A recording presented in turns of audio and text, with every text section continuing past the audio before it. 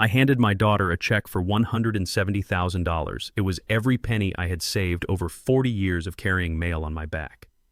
The very next day, right after she closed on her new house, she pointed to the front door and screamed, "Get out! You're not welcome here!" And I just smiled as I walked away.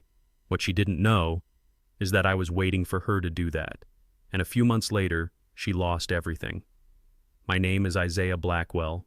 I'm 71 years old, and I'm learning late in life that the person you love the most, the person you sacrificed everything for, can be the one who stabs you the deepest. Before I tell you exactly what happened and exactly what I did next, please let me know in the comments where you're listening to this story from. And do me a favor, hit that like button and subscribe if you believe that family should be built on respect, not on greed. It all started at a restaurant I had no business being in. The wine glass in my son-in-law's hand probably cost more than my electric bill for the entire winter. The place was called Serafina's. It was loud not with music, but with the clinking of real heavy silver and the quiet, confident laughter of people who had never worried about a utility bill in their lives. This wasn't my world. My world for 45 years had been the worn-out vinyl seat of a mail truck, the sharp smell of fresh ink on stacked envelopes, and the simple, clean quiet of my one-bedroom apartment. I was a retired postal worker. I lived on my pension. It was a simple life, an honest one. I looked across the table at my daughter Maya. She was twisting her napkin in her lap, shredding the little cloth fibers. She's done that since she was 6 years old, right after her mother, my Clara, passed away. She does it when she's nervous. It's been just me and her ever since. I raised her on a postman's salary. It wasn't much. I made sure she never went hungry. I made sure her clothes were clean, and I made sure she knew she was loved. I taught her that your character, your word, that was the only thing you truly own in this life. Looking at her now sitting next to him, I wondered if she'd forgotten that lesson. Him was Trevor, my son-in-law. Trevor was a white boy from the right side of the tracks with a smile that was too slick and shoes that cost $800. I know they cost $800 because he'd told me the last time he saw my 10-year-old work boots by the door. Trevor worked in financial consulting, which as far as I could tell was a fancy term for spending other people's money. He always called me Isaiah, never Dad or Pops, just Isaiah. Isaiah, it's about the future, Trevor started. He swirled the dark red wine in his glass, holding it by the stem like he'd seen in a movie. It's about securing Maya's future, our future. Maya jumped in, her voice too bright, too rehearsed. Daddy, we found it, the perfect house. It's in a great school district, it has a yard. It's everything we dreamed of. I tried to smile. I really did. That's wonderful, baby girl. That's all I ever wanted for you. But you know, I don't have much to help with. That's where you're wrong, Trevor interrupted, leaning in. His eyes had a strange, hungry gleam. We ran the numbers. You have your retirement savings, the pension payout from the post office, and the life insurance policy from Clara. It all adds up. My blood ran cold. He had run the numbers on my private life, on Clara's death. He's right, Daddy, Maya said. She placed her soft, manicured hand on my rough, worn one, the one with the knuckles swollen from arthritis. We're just a little short on the down payment. It's a very competitive market, you know. The interest rates... How short? I asked. My voice was quiet. I dreaded the answer. Trevor didn't blink. $170,000. The number hung in the air between us. $170,000. It wasn't just a number. It was the number. It was every single extra shift I ever pulled. It was every Christmas morning I spent delivering packages in the snow instead of watching my daughter open her presents. It was the family vacation Clara and I promised ourselves we'd take to see the ocean, but never did. Always saying we'd save that money for a rainy day. And here it was, raining. Trevor, Maya, that's everything, I whispered. That's all I have left.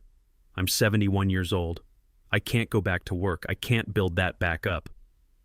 That's the beauty of it, Isaiah, Trevor said, his smile getting wider, showing all his white teeth.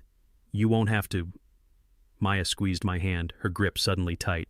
That's what we wanted to talk to you about the house. It has a fully finished basement. It's beautiful. It even has its own little bathroom and a small kitchenette area. You can sell your tiny apartment, give us the $170,000 and move in with us. will take care of you forever. A room in the basement? I repeated. My voice was flat. It's perfect, Maya insisted, her eyes shining. We'll be a real family all under one roof. You won't have to worry about rent or food or anything. You'll be investing in us, in your legacy. My legacy, I said, looking at Trevor's $800 shoes. Exactly, Trevor said. He leaned back triumphant. Think of it, Isaiah. It's a simple transaction. You give us the money, we give you a home. It's a fair trade. You're investing in your own family. You're guaranteeing you'll be taken care of in your old age. I looked at Maya. Her eyes were pleading. But what was she pleading for? For the house, or for me to agree so Trevor would be happy I couldn't tell the difference anymore. I thought about the 45 years of solitude, of raising her, of packing her lunches, of worrying every time she was late coming home from a date. I thought of Clara and her last words to me. Take care of our baby girl, Isaiah. Don't let the world break her. I let out a long, slow breath. I made myself look old. I made myself look tired. I made myself look defeated. Okay, I whispered. If it means we can all be together, if it means you'll be happy, I'll go to the bank on Monday. Maya's face lit up with a joy so bright it almost looked real. Oh, Daddy, thank you, thank you. She leaned across the table and hugged me. Her perfume was expensive. Trevor sat back, his smile victorious. He raised his wineglass to me. To family Isaiah, you won't regret this. I just nodded. I didn't smile back, because as he said that, I knew one thing for certain. He would. Monday morning. The bank was quiet the way it always is before 10 a.m. It smelled like industrial carpet cleaner and old money. I walked past the velvet rope line right up to the teller I'd known for 15 years. Morning, Brenda. I need to see Ms. Wallace if she has a minute. Brenda looked up from her screen. Isaiah, goodness, you look serious today. Of course. Go right on back. She's in her office. Diane Wallace's office was small, cluttered with pictures of her grandkids and stacks of folders. She was a sharp woman, managed this credit union branch for longer than I could remember. She stood up when she saw me, her professional smile fading a little when she saw my face. Isaiah Blackwell, sit down, sit down. What can I do for you? Everything all right with the pension deposit? I sat in the hard plastic chair across from her desk. I didn't waste time. Diane, I need to make a withdrawal, a large one. Okay, she said slowly, her hands hovering over her keyboard. How large are we talking? I slid the little withdrawal slip I'd filled out across her desk. She put on her reading glasses and looked down. I watched her face change. Her eyes widened just slightly. She looked up at me, then back at the slip as if the numbers might rearrange themselves. $170,000, she said. It wasn't a question. It was a statement of disbelief. That's right, I said. Isaiah, this is everything. This is your retirement. This is your savings. This is Clara's life insurance. This is all of it. You want to close the account? I need a cashier's check, I said, my voice steady. She leaned back, taking her hands off the keyboard. This was no longer a bank manager talking to a customer. This was Diane talking to Isaiah. Are you in some kind of trouble? Is someone forcing you to do this? Isaiah, you know we have protocols for elder financial abuse. It's not a scam, Diane. It's family. It's for Maya. For Maya, she repeated. That's wonderful. She's buying a house. That's right. Her and her husband, they need help with the down payment. $170,000 for a down payment. Her voice was laced with judgment she couldn't hide. That's one hell of a house, Isaiah. They're good kids. They just need a start. A start, she said. Isaiah, this isn't a start. This is your finish line. This is everything you and Clara built. What are you going to live on? I looked past her out the window. I saw the bus stop across the street. I remember standing at that bus stop in the freezing rain for 2 years back in '95. My old Honda's transmission had died. The repair was $900. I remember looking at the repair estimate and then at the bank book for the ocean fund. Clara and I had always dreamed of seeing the Pacific. Just once. $900 was $900. So I sold the car for scrap. I took the bus. The $900 went into the jar. We never did see that ocean. Isaiah? Diane's voice brought me back. I'm moving in with them, I said. They've got a room for me. In the basement. A nice one. I won't have to worry about rent or anything. I'll be taken care of. The look on Diane Wallace's face broke my heart. It was pity. Pure, undiluted pity. She had seen this story before. A room in the basement, she said. Isaiah, please. Just wait 1 week. That's all I'm asking. Talk to a lawyer. Just an independent party. Let someone look at the arrangement. Don't do this today. I thought about Maya's face in the restaurant, the pleading in her eyes. It's our only chance, Daddy. I thought about Clara's last words. Take care of our baby girl. What choice did I have? This was my baby girl. I appreciate your concern, Diane. I truly do, but my mind is made up. I need the check. Please, make it payable to the Oakwood Title Company. She stared at me for a long time. I could see the argument stuck in her throat. She wanted to say more. She wanted to tell me about the dozens of other old men she'd seen sitting in that same chair, emptying their lives into the hands of ungrateful children. But she didn't. She was a professional. She sighed a long, heavy breath of defeat. All right, Isaiah, she typed into her computer. The sound of the keys was sharp final, like nails being hammered into a coffin. It will take a few minutes to process the check. I'll wait, I said. I stood by the teller's counter. I didn't sit down. I just stared at the clock on the wall. 10:07 a.m. I thought about Christmas Eve 1988. There was a blizzard. I was the only carrier willing to take the double overtime shift. My feet were frozen. I couldn't feel my toes until the next morning. But the paycheck, that check put another $1,000 into the account. I thought about Clara, standing in front of a department store window in 1992. There was a blue dress she wanted, $60. She looked at it for a long time. Then she just shook her head, smiled at me and said, "No, the jar is more important." The jar. It wasn't just a jar. It was our dream, our security, our whole life built $50 at a time. Mr. Blackwell, the teller. Brenda was holding an envelope. Her hand was trembling just a little. She knew what was happening too. Everyone in the bank knew. Here is your check, sir, and your receipt. Your new account balance is $45.20. I took the envelope. It felt impossibly light.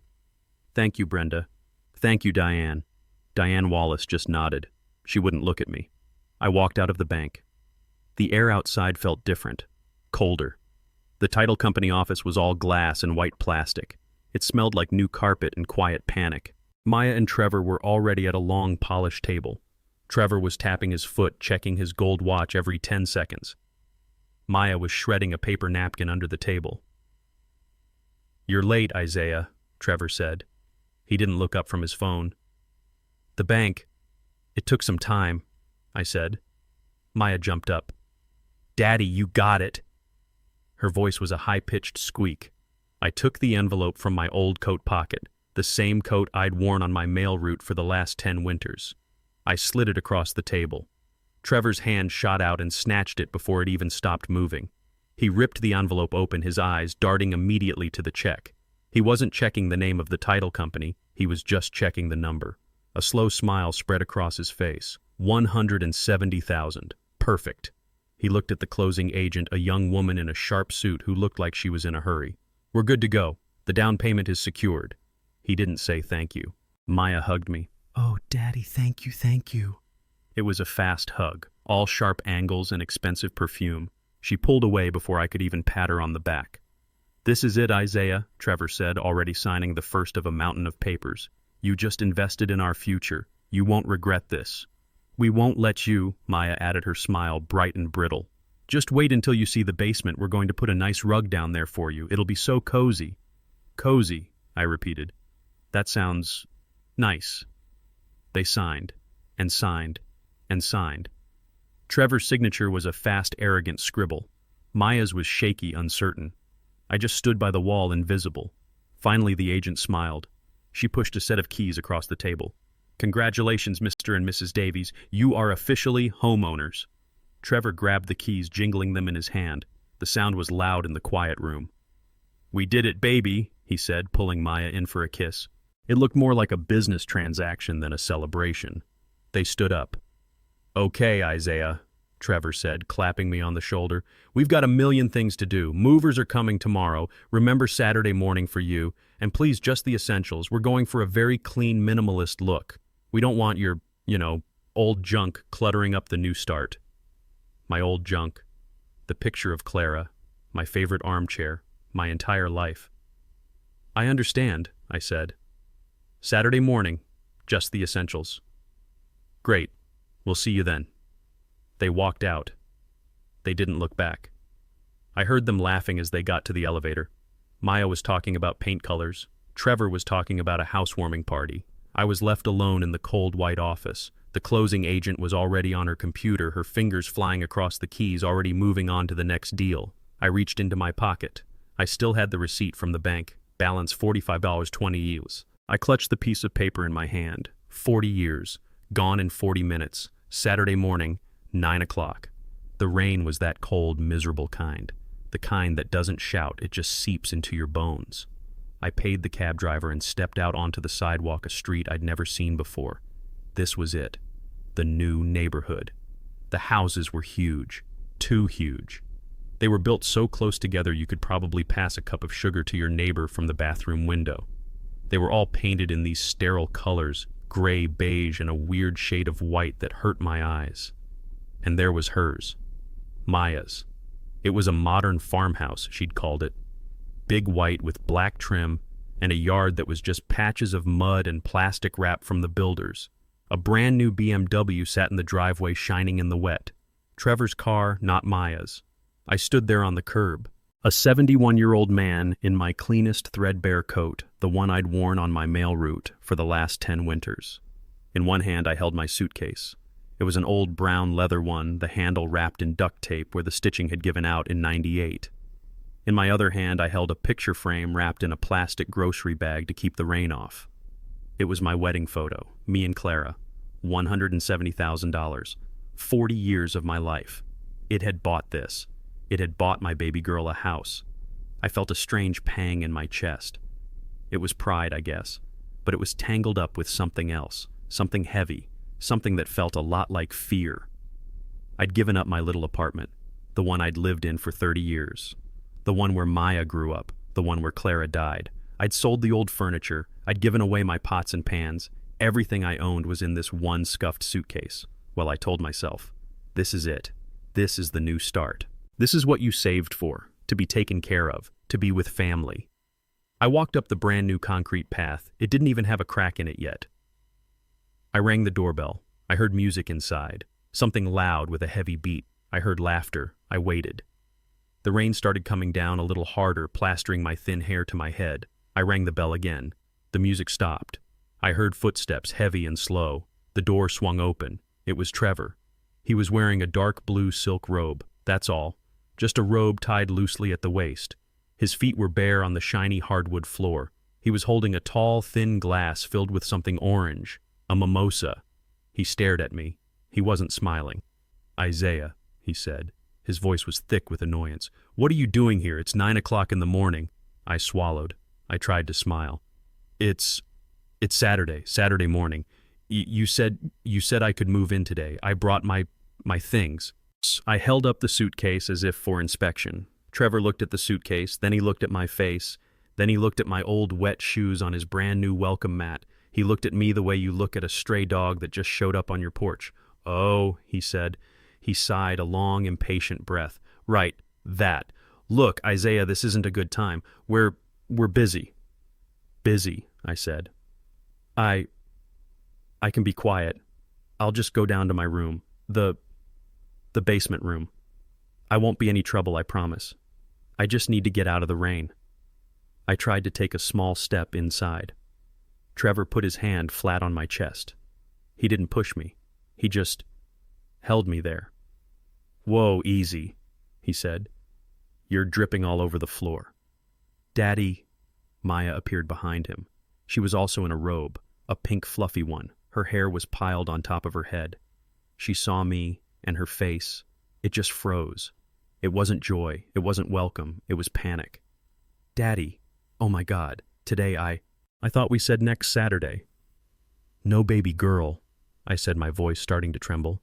You said this Saturday. I wrote it down. Remember, at the Italian restaurant. You said, "Come over Saturday morning, Daddy. We'll get you settled." Maya looked at Trevor. He gave her a look. A cold, sharp, impatient look. And just like that, my daughter's face changed. The panic vanished and something hard settled in its place. "Yeah, well," Trevor said, taking a sip of his mimosa. "Plans changed. Look, Isaiah, we've been thinking." He let his hand drop from my chest, but he still blocked the doorway. "Having you here, in the house, it's an invasion of our privacy, you understand. We're newlyweds. We need space." The words didn't make sense. My mind couldn't catch up with them. Invasion of privacy. But the promise, the agreement. You said I would have a home here. You said I'd be taken care of. That's why I gave you the money. Trevor actually laughed. It was a short, sharp bark of a laugh. "Taken care of? You're a 71-year-old man, Isaiah. Take care of yourself. The money, the $170,000, that was an investment. You invested in our future. We're grateful. We really are. But the deal didn't include this." He waved his mimosa at me at my suitcase at my old coat. I couldn't look at him. I could only look at my daughter. "Maya," I whispered. "Baby girl, what is he talking about? Tell him. Tell him what you promised me. You promised me a home." Maya wouldn't look at me. She stared at a spot on the wall just past my ear. "Daddy, Trevor's right. It's not going to work out. We need our own life. We can't be burdened." Burdened. That was the word she used. My voice cracked. I hated it. I hated how weak I sounded. "Burdened, Maya, I am your father. I gave you everything. I gave you my entire life savings. My whole life. I gave up my apartment. I sold my furniture. I have nowhere else to go. Where am I supposed to go?" And that's when she finally looked at me. And the person looking back wasn't my daughter. It was a stranger. A cold, hard stranger. "I don't know," she screamed. The word echoed in the big empty foyer. "Go to a shelter. Go to the YMCA. Go back to the post office and beg for your old root. That's not my problem anymore." Not your problem," I stammered. "Maya, I am your family. And you embarrass me, okay?" Her voice was a shriek now, a raw, ugly sound I had never heard from her. "You embarrass me. Trevor has his colleagues coming over tonight. His boss is coming for dinner. What am I supposed to say, huh? Oh yes, welcome to our beautiful new home. Don't mind my father, the poor broke retired mailman. He lives in the basement like a rat. Is that what you want? Is it rat, broke, embarrass me?" The rain was cold, but this was a cold I had never felt before. This was the cold of a dead heart. Trevor stepped back, pulling Maya against him. He wrapped his arm around her waist. He was smiling now, a small, cruel, victorious smile. "You heard the lady, old man. Get out." Maya didn't say anything else. She just glared at me. "But the money," I whispered one last time. "My money, my $170,000. "That was a gift, Isaiah," Trevor said, his voice smooth as silk. "You gave it to your daughter. There's no contract. There's no deal. You gave it to us. You did your part. And now we're done." "Get out!" Maya screamed again. "Just get out of my life. I don't want to see you go." The door slammed shut in my face. The force of it almost made me stumble back. I heard the sound of the deadbolt sliding into place. A heavy, final click. I stood there, on the perfect welcome mat, in the cold Saturday rain. My suitcase was at my feet. The picture of Clara still wrapped in plastic was in my hand. I couldn't breathe. It felt like the world had just stopped. 40 years of saving, 45 years of love, all of it, gone. For this, for a white house with black trim, for a silk robe, for a glass of champagne. I looked at the closed door.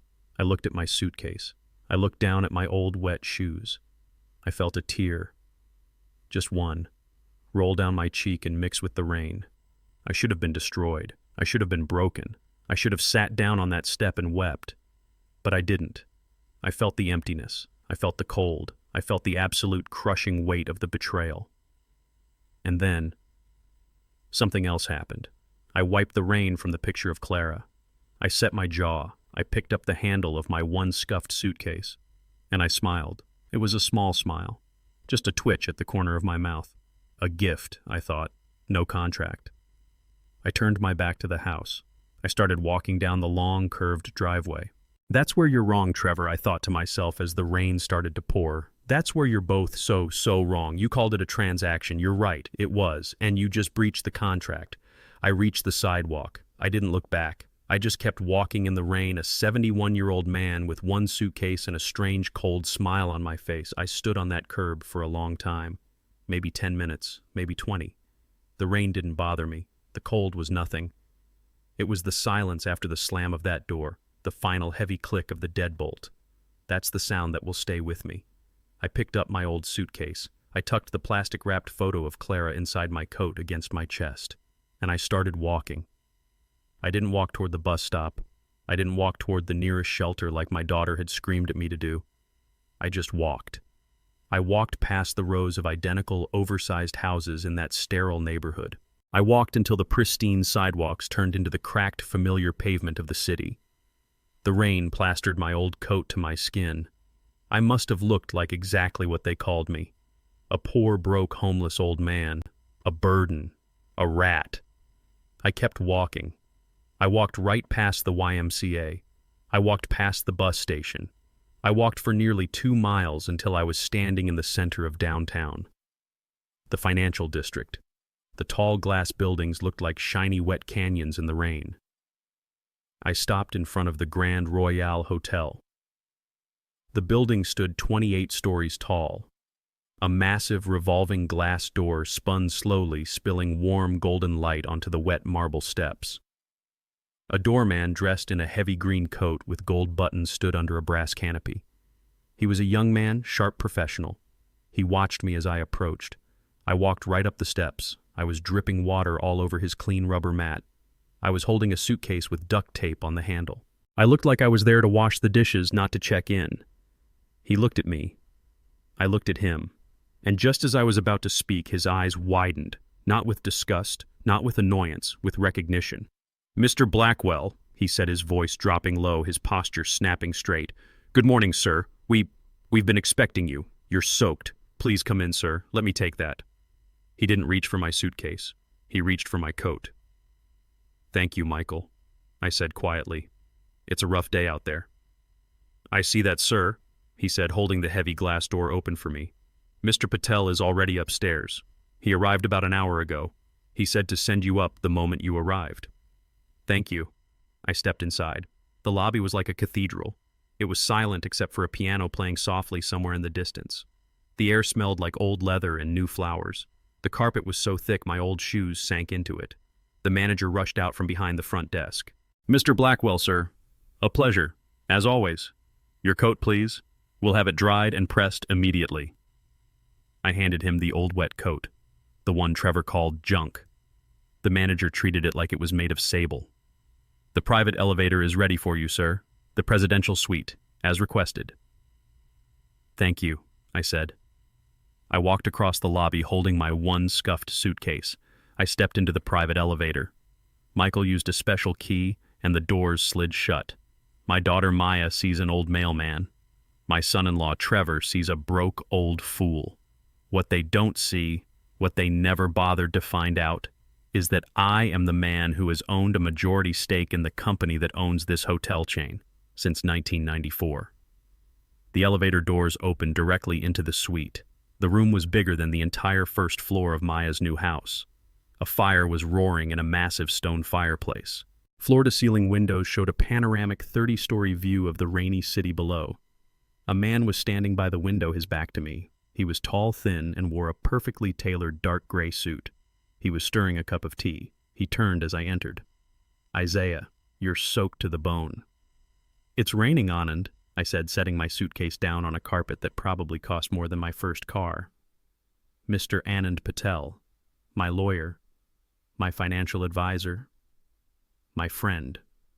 For 30 years, the only man on earth who knows my full truth. The suite is ready. he said, gesturing to the room. I took the liberty of ordering your preferred tea, and there's a hot bath drawn in the master. Thank you. I walked over to the fire, holding my cold, arthritic hands out to the warmth. Anand watched me. He didn't rush. He just waited. So, he said finally, it is done. It is done. And did it go as you predicted? I looked into the flames. I saw Maya's face twisted in that final moment of rage. Get out! You embarrass me. It went worse than I predicted, Anand, and better than I could have hoped. I turned to face him. She actually screamed it. She told me to go to a shelter. She called me a rat, her. Anand just nodded. He showed no surprise. And the breach of contract. She breached it completely, explicitly, loudly, right on the doorstep. Were there witnesses? Just Trevor, I said. But that's all right. I reached into the inside pocket of my damp shirt. I pulled out a small, waterproof digital audio recorder, the size of my thumb. I had this, I said. A slow, satisfied smile spread across Anand Patel's face. My goodness, Isaiah. You really were a mailman, always prepared for the weather. I recorded the entire conversation at the restaurant 2 nights ago, I said. The promise of the basement room, a home for life. We'll take care of you. It's all there. And then I recorded the entire conversation on the doorstep this morning. The get out, the you're not my problem, the burden. It's crystal clear. She breached the oral contract, Anand said, his voice sharp and focused. The conditions of the gift were explicitly violated. I sat down in one of the plush armchairs. It felt like sinking into a cloud. He called it an investment, I said. He called it a transaction. He said the deal didn't include this. I gestured to myself. He said, we're done. He has no idea, Anand murmured. Trevor thinks he's smart. He thinks he's a financial wizard. He ran the numbers on Isaiah Blackwell, retired postal worker. He found the pension. He found the savings account. He found the small life insurance policy Clara left me. He found the $170,000. He didn't find the other account. He didn't run the numbers on IB Holdings LLC. In 1981, I was 37 years old. My friend from the Army, Jerry, a brilliant crazy kid, called me. He said he was starting a computer company in his garage in California. He said it was a crazy idea, but he needed $5,000. It was all the inheritance my father had left me. Clara and I talked about it. We could have fixed the roof. We could have bought a new car. Clara said, he's your friend Isaiah, and he sounds smart. Let's bet on him. I sent Jerry the $5,000. I thought I'd never see it again. The company was called TriStar Solutions. It didn't make computers. It made the little operating systems inside the computers. 10 years later, in 1991, TriStar Solutions was bought by a small, aggressive company called Microsoft. My $5,000 bet became $5 million. I remember staring at the bank statement. Clara and I sat at our little kitchen table. We looked at the numbers. We looked at each other. We didn't celebrate. We didn't cheer. We just got very quiet, and we made a decision we wouldn't change. We didn't want to move. We didn't want to raise Maya in that world, a world of Trevors. We didn't want her to become... Well, we didn't want her to become the person who slammed the door in my face this morning, so I kept carrying the mail. Clara kept working part-time at the library, and we called Anand Patel. We gave him the $5 million.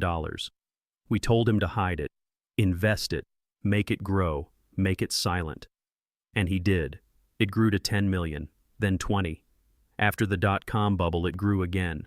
Today, my net worth is $45 million, and my own daughter, my only child, just screamed at me to go to a shelter for $170,000. The $170,000 wasn't my investment money. That was real money. That was my money.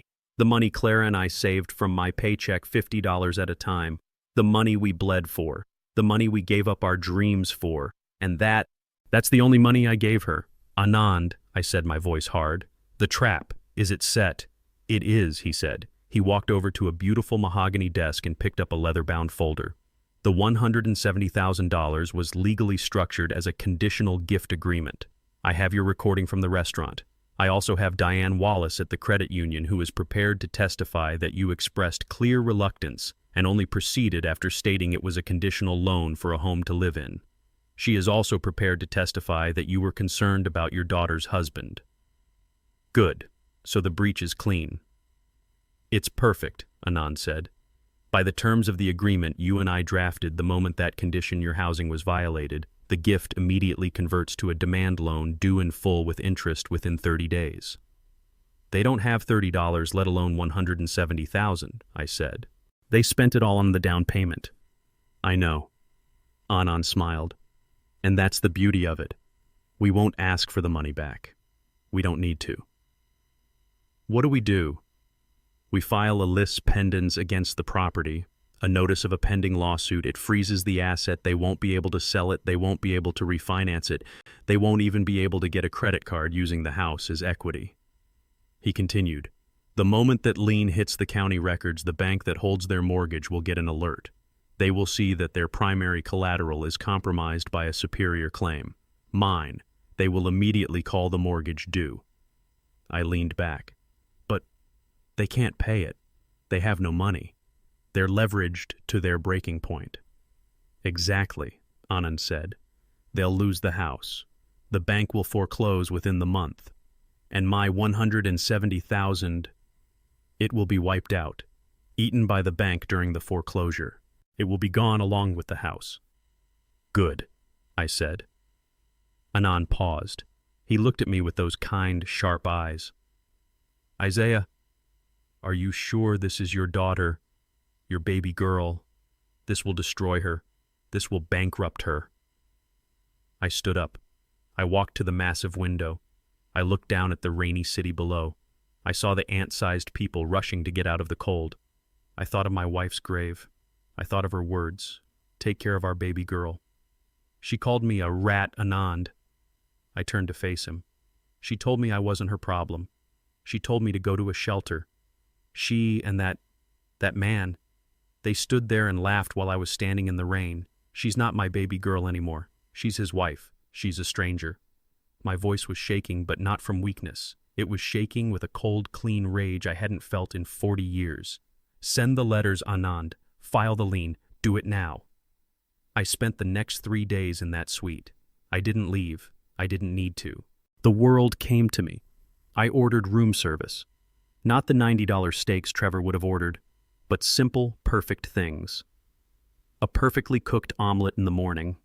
A glass of orange juice so fresh it tasted like sunshine. A pot of coffee that was strong enough to wake the dead. I sat by that massive window wearing a thick hotel robe that felt like a cloud, and I just watched the city. I watched the rain stop and the people return to the streets rushing and hurrying. I had lived a lie of poverty for so long I had almost forgotten what this felt like. This quiet. This power. On the third day I decided to share the joke. I called my oldest friend, Gene Washington. Gene and I had started at the post office on the exact same day in 1975.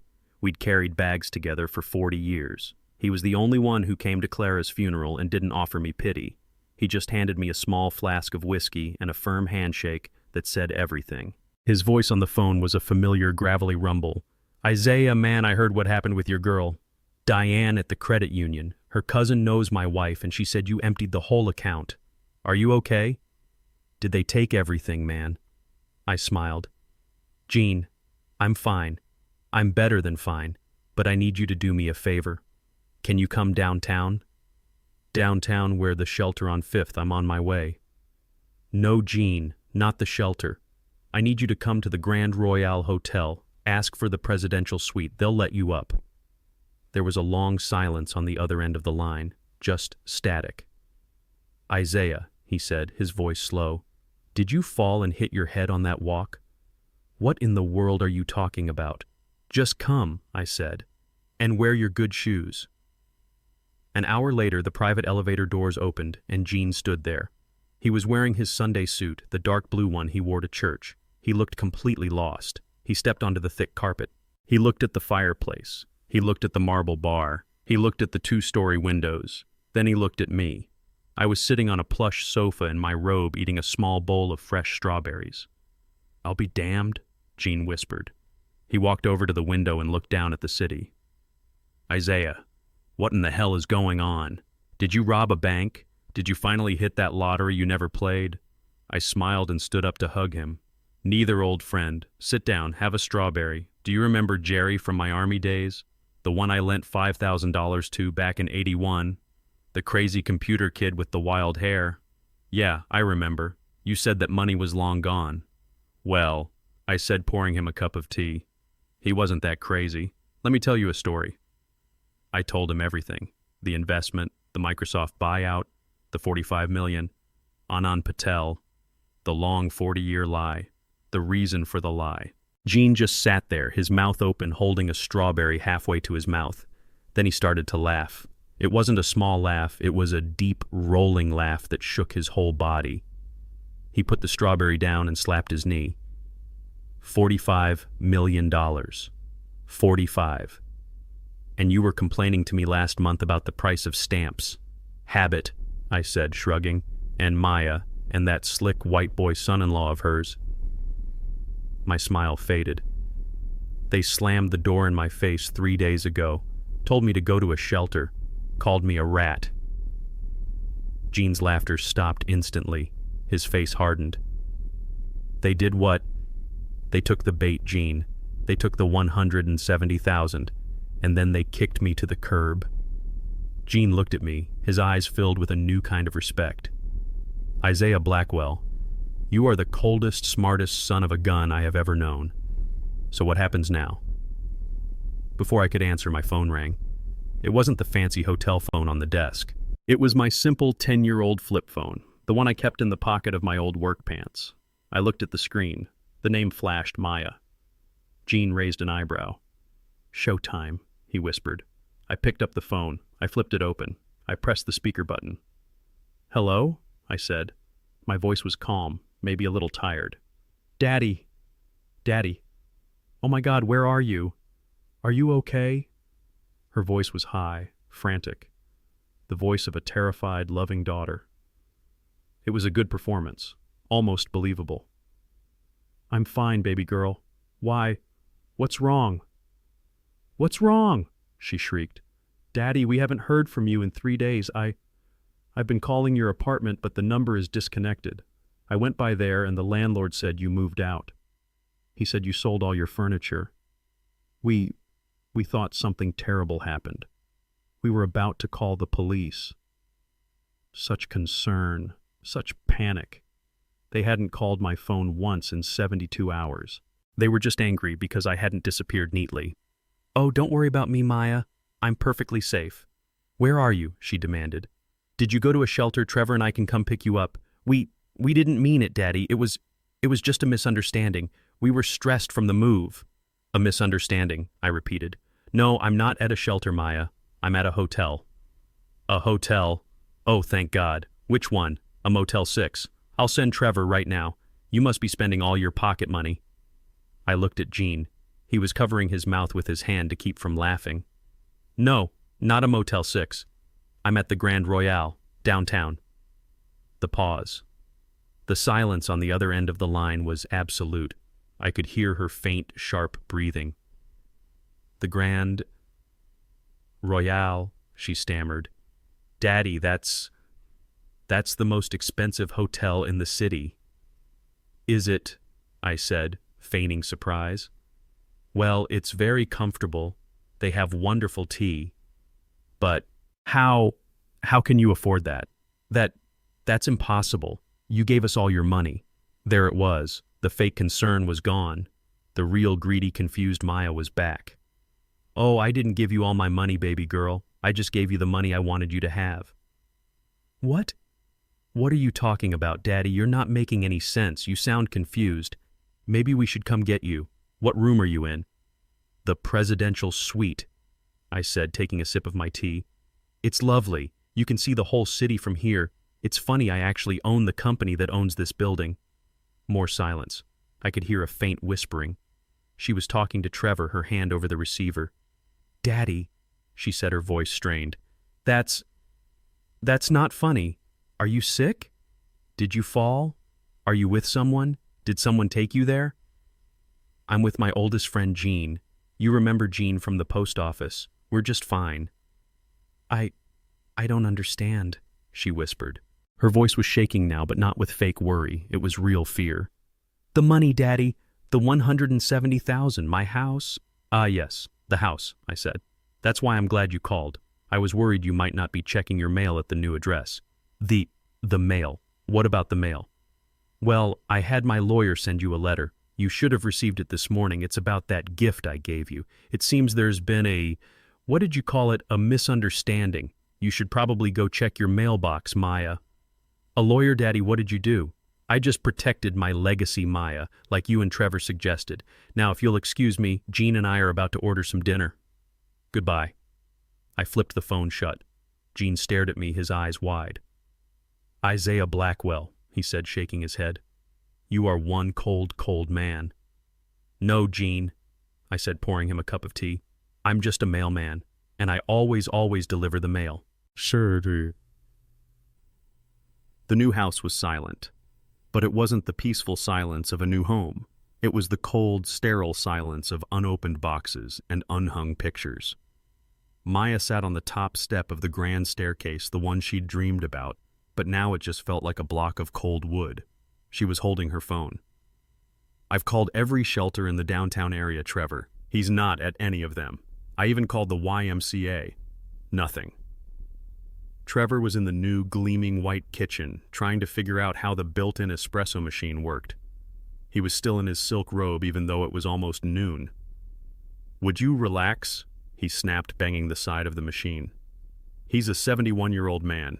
He's probably sitting on a park bench somewhere feeling sorry for himself. He'll turn up at a shelter tonight, and then you can stop this. But what if he's hurt? It's been 3 days. He has no money, Trevor. We took all his money. We didn't take anything, Trevor said, finally getting the machine to hiss. It was a gift. He gave it to us. He's a grown man. He can't just disappear. It's irresponsible. Maya looked at him, her eyes wide. Irresponsible. He's irresponsible. We kicked him out, Trevor. We slammed the door in his face. We were stressed, Trevor yelled back, his voice echoing in the empty, high-ceilinged room. It was a misunderstanding. He shows up unannounced, dripping rain all over the new floor. What did he expect? He expected the room we promised him. Semantics, Trevor scoffed, taking a sip of his espresso. Look, he'll be fine. He's probably at some fleabag motel spending the last of his pocket change. He'll come crawling back in a week, apologize, and we'll figure out what to do with him then. What if he goes to the police? Trevor finally stopped and looked at her. He walked from the kitchen into the foyer, his bare feet slapping on the marble. And say what Maya, my daughter and son-in-law, convinced me to give them a gift. They promised me a room and then changed their minds. That's not a crime. It's just family drama. He has no contract. He has no leverage. He has nothing. He pointed to the walls around them. This is our house. The deed is in our names. The mortgage is in our names. He's not on a single piece of paper. As far as the law is concerned, Isaiah Blackwell doesn't exist. Maya wanted to argue, but the sound of the doorbell made her jump. It was a sharp, insistent ring. Trevor rolled his eyes. Great. Probably his colleagues from the stupid post office forming a search party. Get rid of them. Maya ran to the door and looked through the peephole. It wasn't a mailman. It was a man in a crisp uniform. A courier. She opened the door. Can I help you? Certified mail for Mr. Trevor Davies and Ms. Maya Blackwell Davies. Trevor came up behind her. That's us. Sign for it, Maya. Maya signed the digital pad, and the courier handed her a thick, heavy 9x12 envelope. It was made of expensive cream-colored cardstock. She closed the door. She looked at the return address. Trevor. It's from a law firm, Patel and Associates. Trevor's annoyed expression vanished, replaced by a slow, arrogant smirk. He actually did it, he chuckled. The old fool actually went and hired a lawyer. What's he going to do, sue us with what money? He's pathetic. He snatched the envelope from her and ripped it open, scattering strips of paper onto the marble floor. He pulled out a thick, folded document. This is hilarious, Trevor said, scanning the first page. He started to read it aloud in a mocking, dramatic voice. Dear Mr. Davies and Ms. Blackwell Davies. It has come to our attention that you have entered into a binding oral agreement, blah blah, in exchange for a conditional gift of $170,000, blah blah. The explicit condition of said gift being the procurement of lifelong housing and care for our client, Mr. Isaiah Blackwell. Trevor was laughing. Oral agreement. He thinks that will hold up in court. That's not a thing. Trevor, stop, Maya said, her voice trembling. What does it say? It says, Trevor continued, his voice dripping with sarcasm, that by forcibly ejecting our client from the premises, oh, dramatic, you have committed a material breach of said agreement. Therefore, the conditional gift has, as of 9:15 a.m. Saturday, November 2nd, immediately and irrevocably converted to a demand loan due in full within 30 days. He paused, then burst out laughing again. Due in full, he wants his money back. Oh, this is rich. This is priceless. He's going to sue us, Maya whispered, her face pale. Let him, Trevor shouted, tossing the letter onto the counter. Who cares? We don't have the money. It's in the house, and he is not on the deed. He has no claim. This is just a scare tactic from some bargain bin lawyer. This letter is garbage. He has zero leverage. Trevor, Maya said, her voice barely audible. There's a second page. What another threat? Trevor scoffed. He picked up the letter again, annoyed. He turned the heavy page over. It says, Exhibit A Addendum of Client Assets.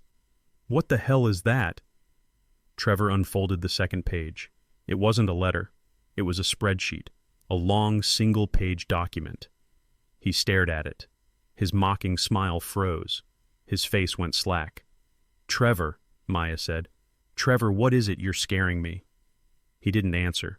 He just stood there, his eyes scanning the page, his knuckles turning white as he gripped the paper. Trevor, she yelled, running over and grabbing it from him. She looked at the paper. At the top, in crisp, professional letterhead, it said, Patel and Associates, Private Wealth Management and Global Asset Portfolios. And below that, a title, Confidential Net Worth Statement for Client Mr. Isaiah Blackwell. And then the lines, line item TriStar Solutions, Microsoft Original Holding, line item T-bills and municipal bonds, line item Real Estate Holdings, Grand Royale Hotel Group, majority stake, line item Offshore Trust, Zurich, line item Liquid Assets. Maya's eyes scanned down past the long list of numbers that made no sense until she reached the bottom. Total estimated net worth. She read the number. She read it again. It wasn't possible. It was a typo. $45 million. The espresso cup slipped from Trevor's hand. It shattered on the white marble floor, the dark liquid splashing across the legs of his silk robe.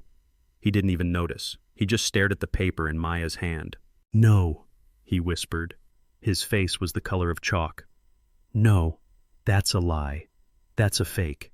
That's impossible. Trevor, Maya said, her entire body shaking. The hotel. He said he was at the Grand Royale. He said he owned it.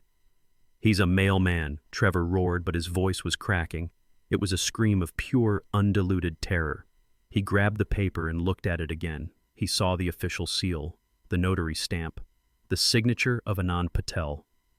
$45 million, he whispered again, sinking onto one of the new bar stools. He looked at Maya. The arrogance was gone. The confidence was gone.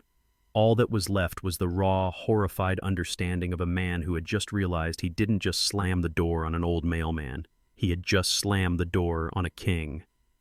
I spent the next morning in the quiet of the presidential suite. I sat by the window, not looking at the view, just listening to the silence. It's a different kind of quiet when you have money. It's not just the absence of noise, it's the absence of worry. It's the sound of thick carpets and heavy doors and the knowledge that no bill is coming that you can't pay. It was a silence I had earned and a silence I had hidden from my own family for their own good. Or so I'd told myself. Now I wasn't so sure. Maybe I hadn't been protecting Maya. Maybe I'd just been practicing for this very moment. Anand Patel sat across from me in a plush armchair, a laptop open on his knees. He was a man who was comfortable in silence. The lien is filed, Isaiah, he said, not looking up from his screen. As of 8:01 a.m., the county recorder's office shows a primary lien on their new property filed by IB Holdings. The bank's mortgage just officially moved into second position. Good, I said, sipping my tea. How long before the bank reacts? They're a big bank, Anand said. Their systems will flag it by noon. A junior analyst will panic. It will be on a vice president's desk by 3. Maya and Trevor will get a certified letter by tomorrow morning. They're about to have a very, very bad day. I nodded. The house is one thing. That's just brick and wood. But what about the man? What about Trevor? Anand stopped typing. Trevor Davies. Yes, I did the research you asked for last week. He's a senior vice president at Crestview Wealth Management. I let out a short, hard laugh. Senior vice president. They give that title to every salesman who manages to keep a job for 5 years. Perhaps, Anand said, a small, cold smile playing on his lips. But as a licensed financial advisor, he is bound by the rules of his trade. FINRA regulations, specifically Rule 2010, Standards of Commercial Honor, and Rule 2111, Suitability. Very dry, boring rules, but they have teeth. Spare me the legal numbers, Anand. What does it mean in plain English? Anand leaned forward, closing his laptop. It means, Isaiah, that he is legally and ethically bound not to defraud the elderly, and he is especially bound not to defraud an elderly, high-net-worth client of his own firm. My turn to pause. I put my teacup down. A client of his firm. Oh yes, Anand said. Your IB Holdings Trust, the one that holds the $45 million. It's managed by Crestview's private offshore division, the one in Zurich. Trevor doesn't have the security clearance to even see your name in the system. He works in the retail branch managing retirement accounts for dentists and lawyers. He's a guppy Isaiah, and you are one of their foundational whale clients. This was good. This was very good. He has no idea, I whispered. He has no idea, Anand confirmed.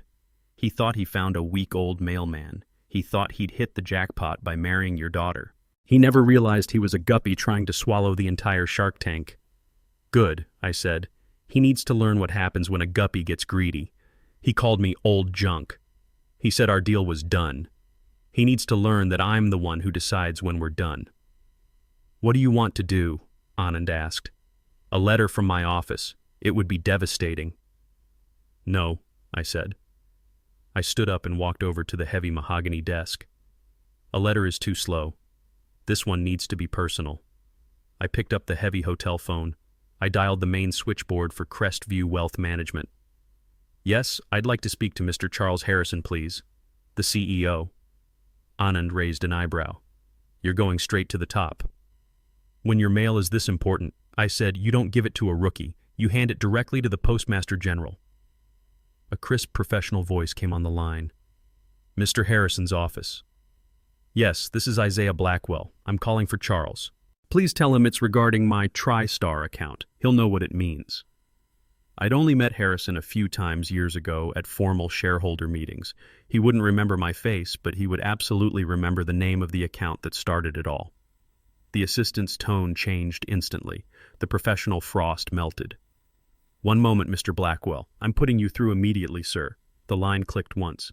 Isaiah Blackwell. The voice was a deep, booming baritone, the sound of old money and new power. My goodness, man, it's been, 15 years? How are you? I'm well. Charles, thank you for taking my call. For you, anything. What's on your mind? The portfolio is performing beautifully. Anand is a wizard as always. The portfolio is fine, Charles. The problem is a personal one. It's about one of your employees.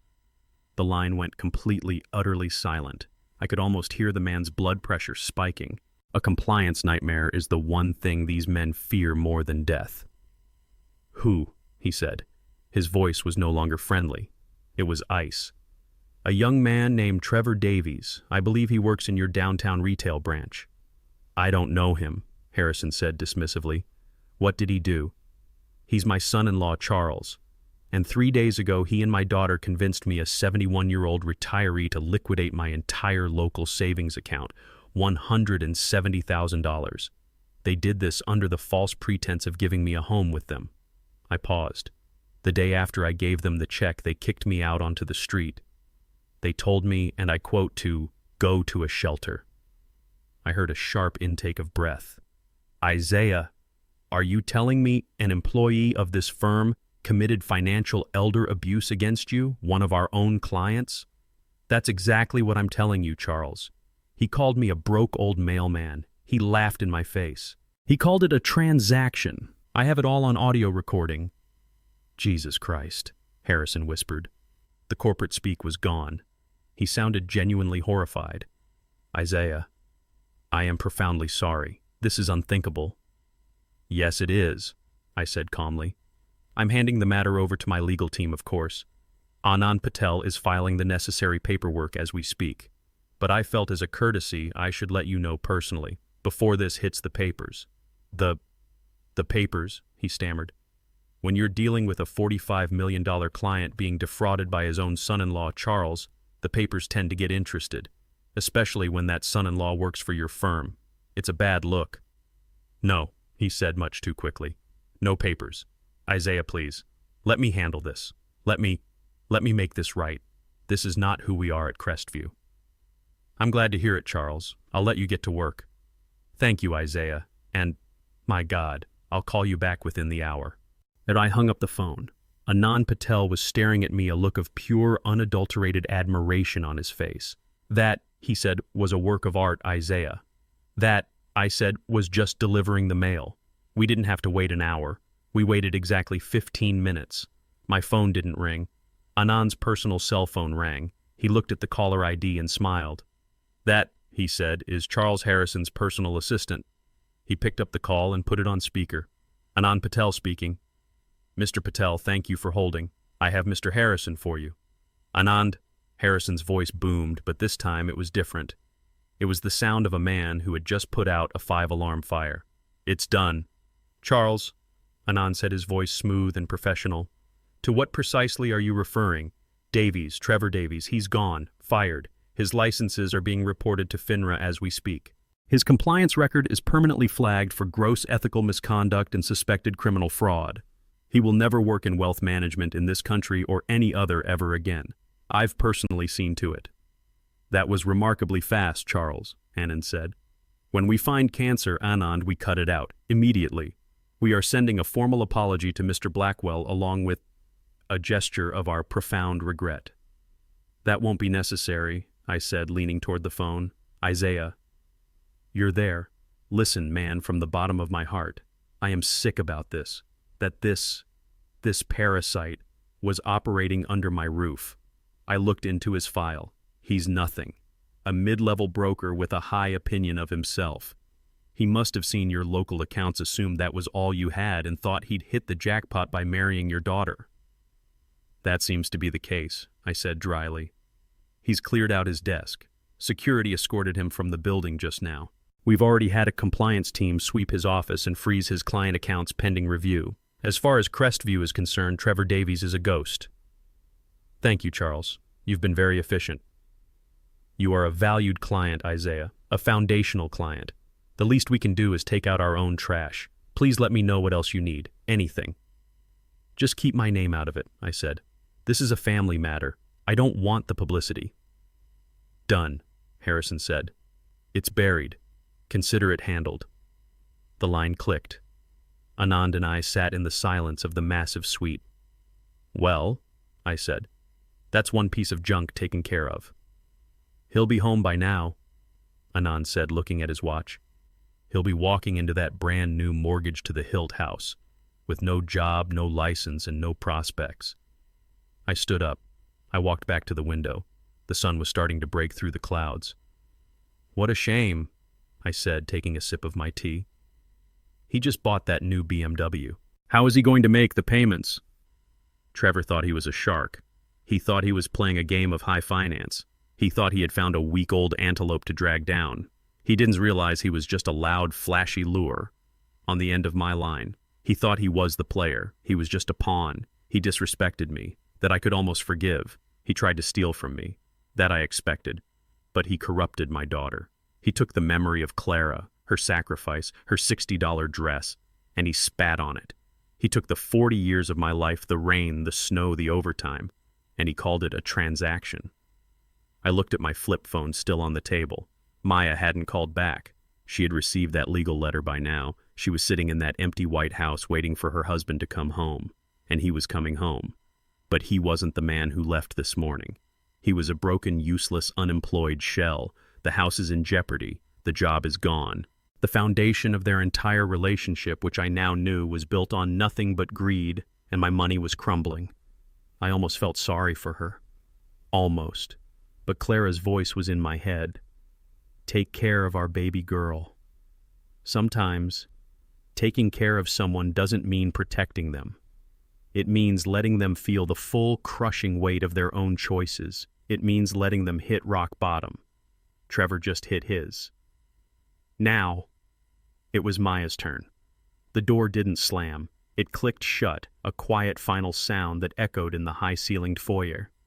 Maya was sitting on the bottom step of the grand staircase, the legal letter from Patel and Associates crumpled in her fist.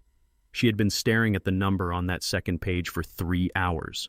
$45 million. $45 million. The number just wouldn't make sense. It was a typo. It had to be a typo. Trevor stood in the marble hallway. His suit was rumpled. His $800 shoes were scuffed. He'd left the office that morning as a senior vice president of wealth management. He was returning as a ghost. His eyes were not angry. They were not sad. They were just empty. Trevor, Maya whispered, standing up. What happened? Did you talk to him? Did you fix it? He walked past her silent. His feet were heavy on the new hardwood floor. She heard him go into the kitchen, the clink of a heavy glass tumbler, the sound of a bottle being twisted open, a long, long pour. He came back into the living room holding a glass half full of amber liquid. Whiskey. Trevor, talk to me, she demanded. That letter, it said $45 million. Is it true? Is my father really a millionaire? Trevor let out a sound. It wasn't a laugh. It was a dry, broken bark of air. Oh, he's a millionaire, all right, he said, his voice raspy. He took a long drink. He's more than that, Maya. He's a whale. A whale. That's what they call them. The secret ones. The ones with so much money they don't even have a name, just a holding company. He's a foundational client. He's been with the firm since before I was born. He's the man who owns the building I worked in. He owns everything. What did he do? Maya asked, her voice small. What did he do? Trevor spun around, his eyes suddenly alive with a wild, terrifying energy. He made a phone call, Maya. 10-second phone call to my CEO Charles Harrison, who knows him personally. A phone call about what? About me, Trevor roared, slamming the glass down on a cardboard box labeled Kitchen Fragile. About his son-in-law, about the elder financial abuse, about being defrauded. He used all the magic words, Maya. No, she whispered. No, he wouldn't. He's my father. He wouldn't ruin you. I'm fired, Maya. The words just hung there. What? Fired. Gone. Terminated. My licenses are flagged. My compliance record is finished. I was escorted out of the building by security. They watched me pack my personal photos into a cardboard box. My career, Maya, my entire life, it is over. It's finished. He did that. No, we can fix this. We can explain. It was a misunderstanding. A misunderstanding. He laughed a high, crazy sound. He has an audio recording, Maya, of you screaming at him, telling him to go to a shelter, calling him a rat. He played it for my boss. How do I explain that? I was angry, she stammered. You were stupid, he roared, grabbing her arm. You were stupid and greedy. This was your plan. You said he was a broke old man. You said we could put him in the basement and he'd be grateful for the scraps. My plan, she shrieked, ripping her arm away. This was your idea. You told me to ask for the money. You ran the numbers. You were the one who told me he was an easy mark. You were the one who wanted this house. You were the one who said, get him out. And you went along with it, he shouted. Because you're weak, because you're just as greedy as I am. You couldn't wait to get your hands on that money. You couldn't wait to stop being the mailman's daughter. I did it for us. There is no us, he yelled. Don't you get it? It's gone. All of it. We have a 30-day demand for $170,000. We have a mortgage that the bank is going to call in tomorrow morning. And I have no job. We have no income. We are ruined, Maya. Ruined. He collapsed onto one of the new plastic-wrapped armchairs. He put his head in his hands. It's all gone. All of it. Maya stared at him. The man she had married. The man she had admired. the slick, confident, powerful man who promised her the world. He was small. He was pathetic. And her fear, the cold panic that had been gripping her for hours, turned into pure, white-hot rage. "So that's it," she said. Her voice was low and dangerous. "You're just giving up. You're not going to fight. You're not going to fix this." "Fix what?"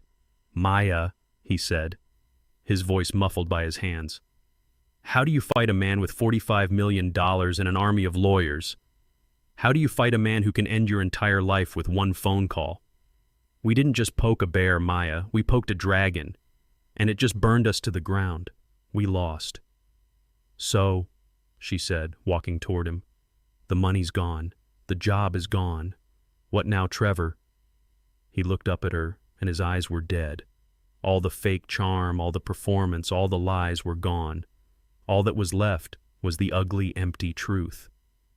"I guess the show's over," he said. What show?"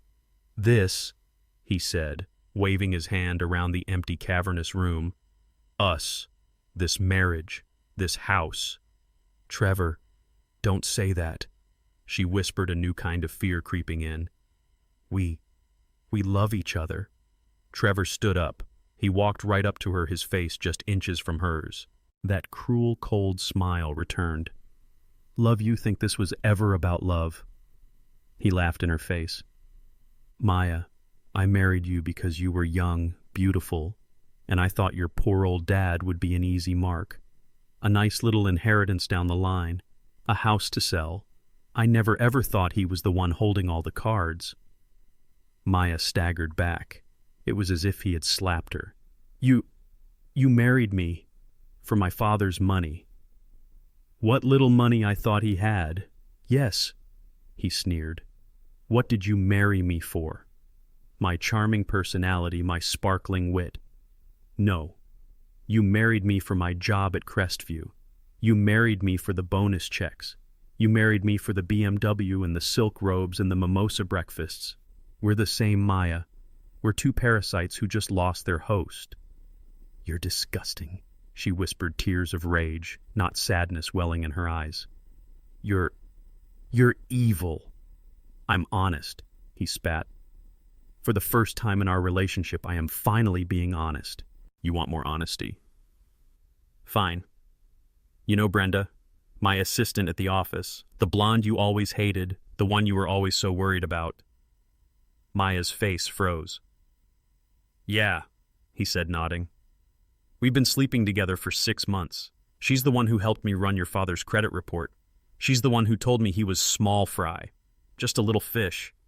I guess she wasn't as smart as I thought." Maya's hand flew up and she slapped him across the face. The sound cracked through the empty house, sharp and final. Trevor just slowly rubbed his cheek. He didn't even flinch. "Feel better," he said. "Because you know what the funniest part is? You already knew." Maya stopped breathing. "You knew," he said again, his voice a low, cruel whisper. "I saw you check my phone last month.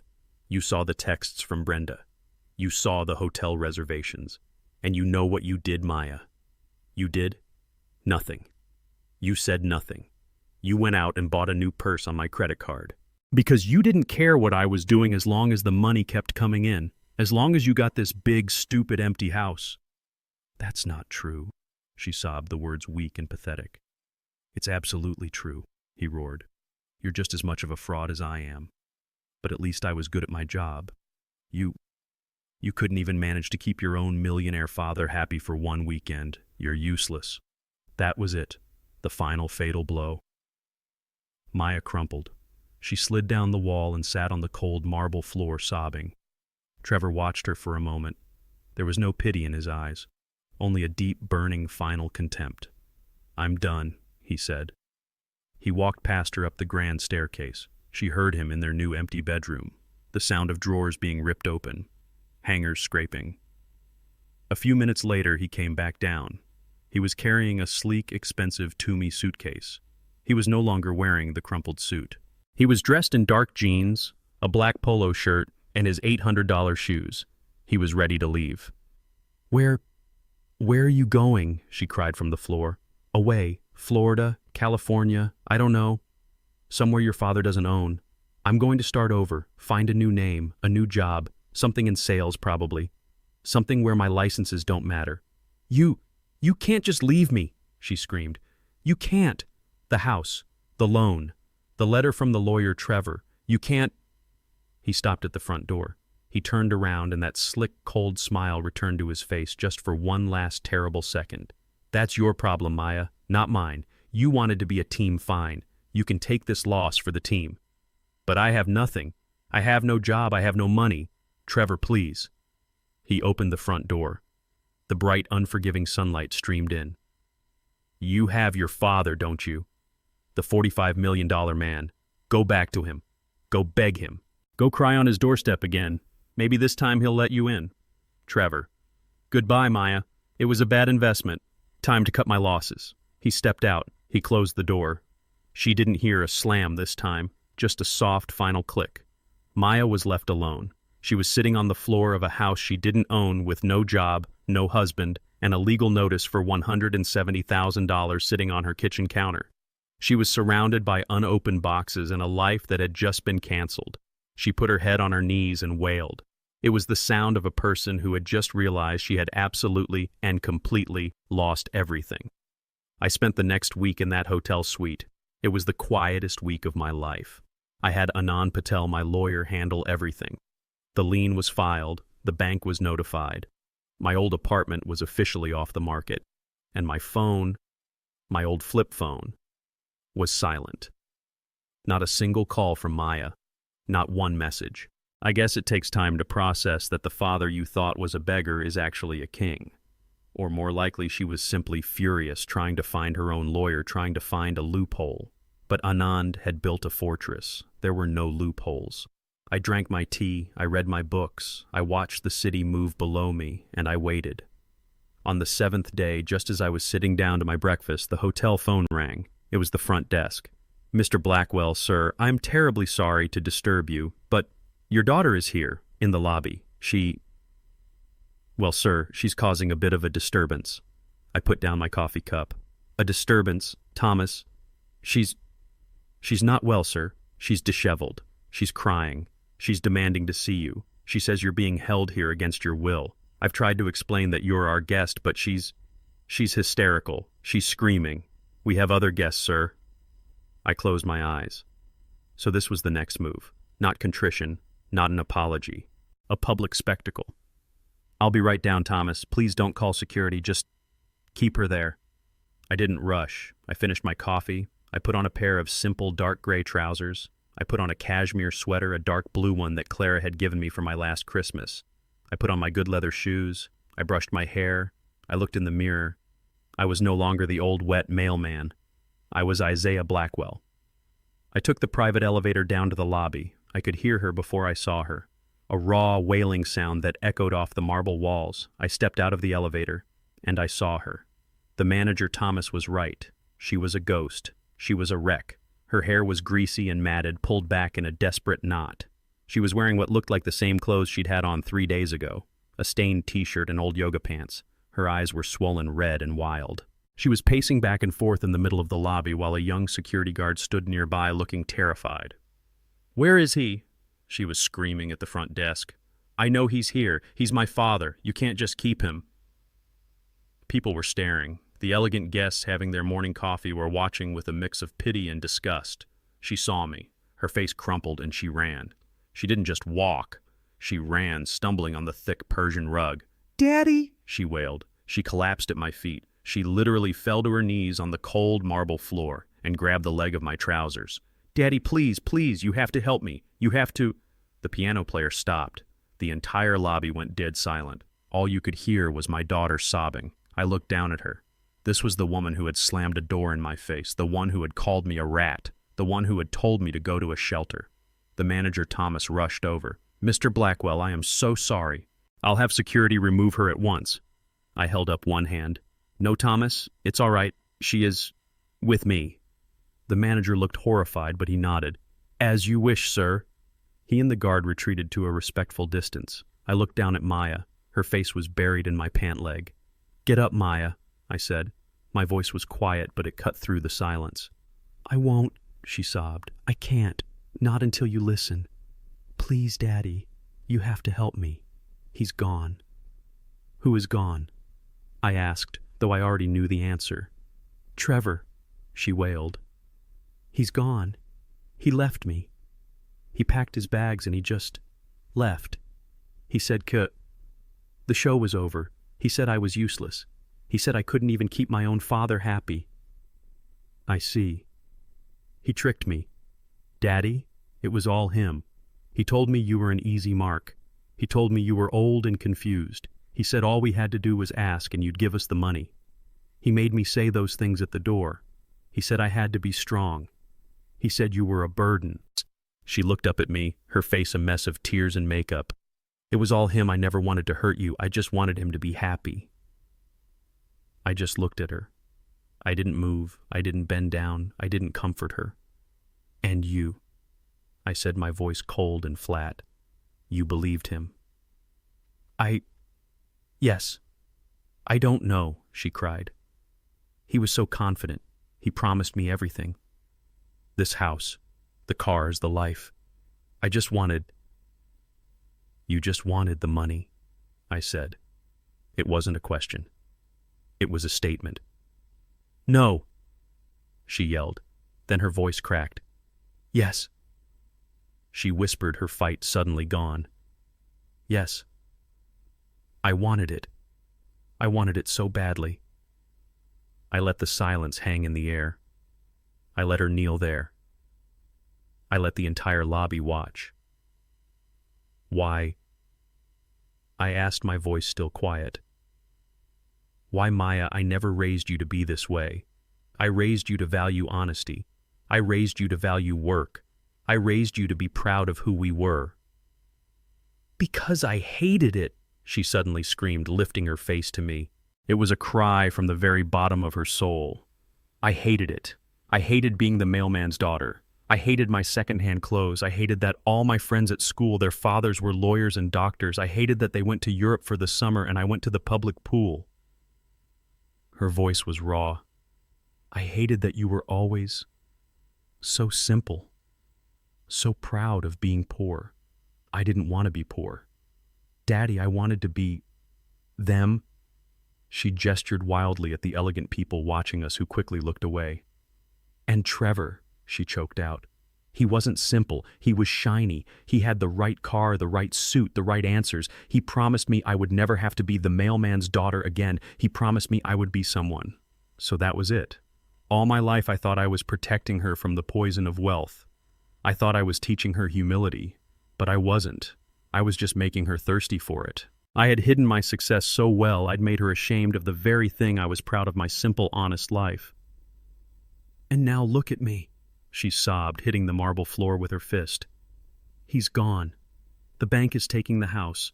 I got a call this morning. A certified letter. The bank is foreclosing. They said my name is on the loan too. I'm bankrupt. I'm ruined. I have nowhere to go." She looked up at me, a horrible, desperate, dawning realization in her eyes. "I'm you," she whispered in horror. "I'm the person you pretended to be. I'm a broke, homeless person with nowhere to go." She scrambled to her feet. She grabbed the front of my expensive sweater. "Daddy, please," she begged. "You have to help me. The $45 million, I know you have it. The letter said so. Just give me the money back, the $170,000. I can fix this. I can pay the bank. I didn't move. I just looked at her hands, her beautifully manicured nails digging into my cashmere. I slowly, deliberately unhooked her fingers from my sweater. I took a step back. "So that's it," I said. My voice was quiet, but it cut through the lobby. "You're not here to apologize, Maya. You're not here because you're sorry for what you did. You're here to make another withdrawal." "No," she cried. "No, that's not—" "Get your hands off me," I said. "You're embarrassing yourself, and you're embarrassing me." "I don't care," she shrieked.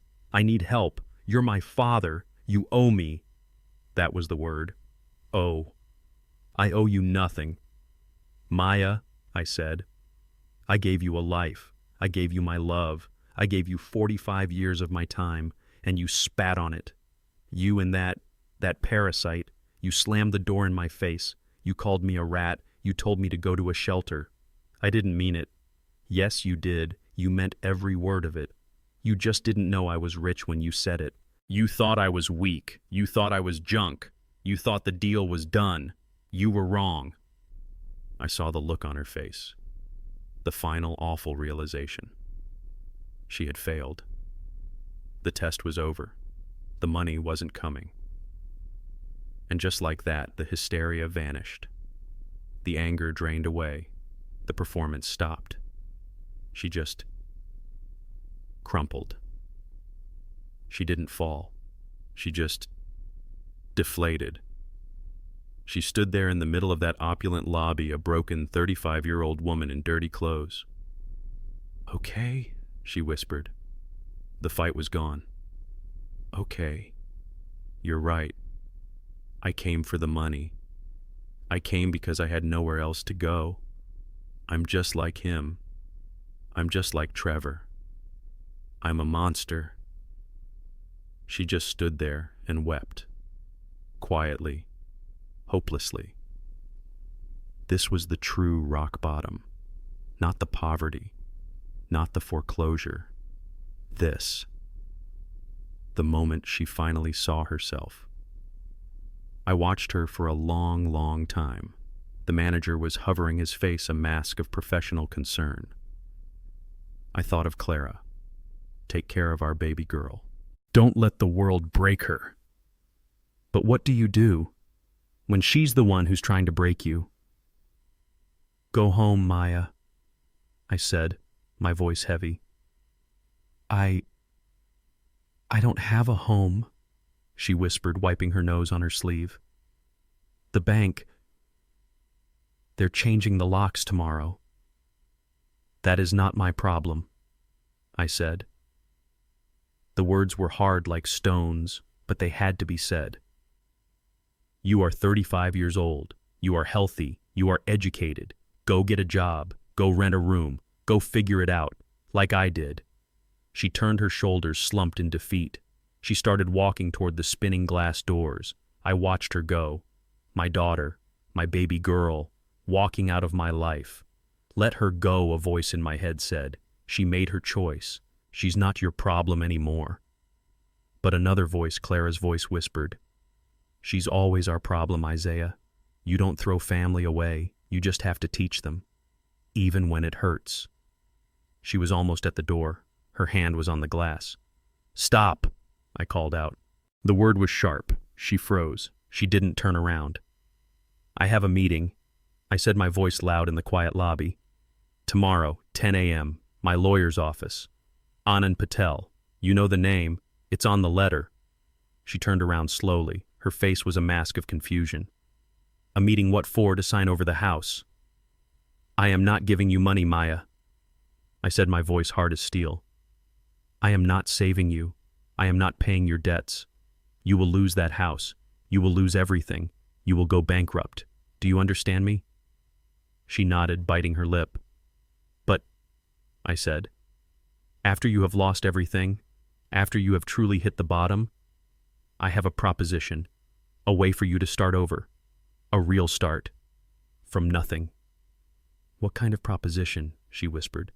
"Be there, 10 a.m., don't be late." I paused, letting her hang on the one tiny thread of hope I had given her. "And Maya." "Yes. Come alone. Don't wear those clothes. Take a shower. Find some dignity.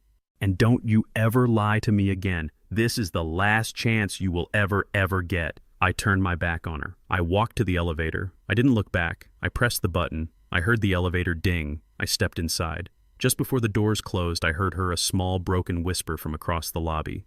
"I'll be there." The law offices of Patel and Associates were on the 35th floor. The room Anand had chosen for this meeting was not a comfortable office. It was a boardroom. A long, dark mahogany table that felt a mile long. Black leather chairs that were so deep you felt like you were being swallowed. On one side of the room, a wall of glass looked down on the entire city. It was a room designed to make you feel small. It was a room designed for executions. I sat at the head of the table. I was wearing my dark blue cashmere sweater, the one Clara had bought me. I felt calm. Anand Patel sat to my right, a thin digital tablet in front of him. He was the picture of an expensive, dangerous calm. Maya sat far down the table to my left. She was clean. She had showered. Her hair was pulled back. She was wearing a simple gray dress. She looked like a defendant. She hadn't said a word since she entered the room. She just stared at the polished wood of the table, her hands clenched in her lap. The door opened, and a fourth person entered. He was a man in a rumpled suit carrying a heavy, overstuffed briefcase. He looked stressed. "Mr. Henderson," Anand said, standing up. "Thank you for coming on such short notice." "Let's just get this over with, Mr. Patel," the man said, sitting down heavily. He didn't look at me or Maya. He just opened his briefcase. "This is highly irregular."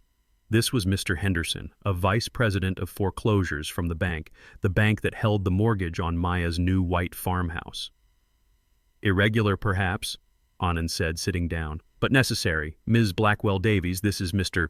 Henderson from the bank." "Mr. Henderson, this is my client's daughter, Maya. As we are all here, perhaps you can begin, Mr. Henderson. Please summarize the bank's position for Ms. Blackwell-Davies."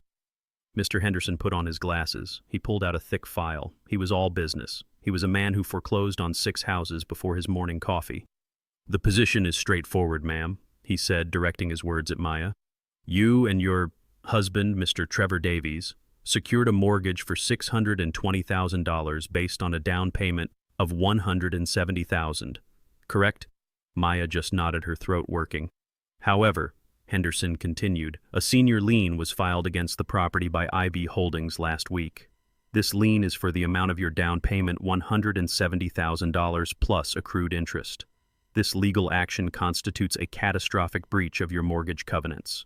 He looked up at her over the top of his glasses. "Your mortgage agreement states very clearly that if the collateral that is the house is compromised, the bank has the right to accelerate the loan.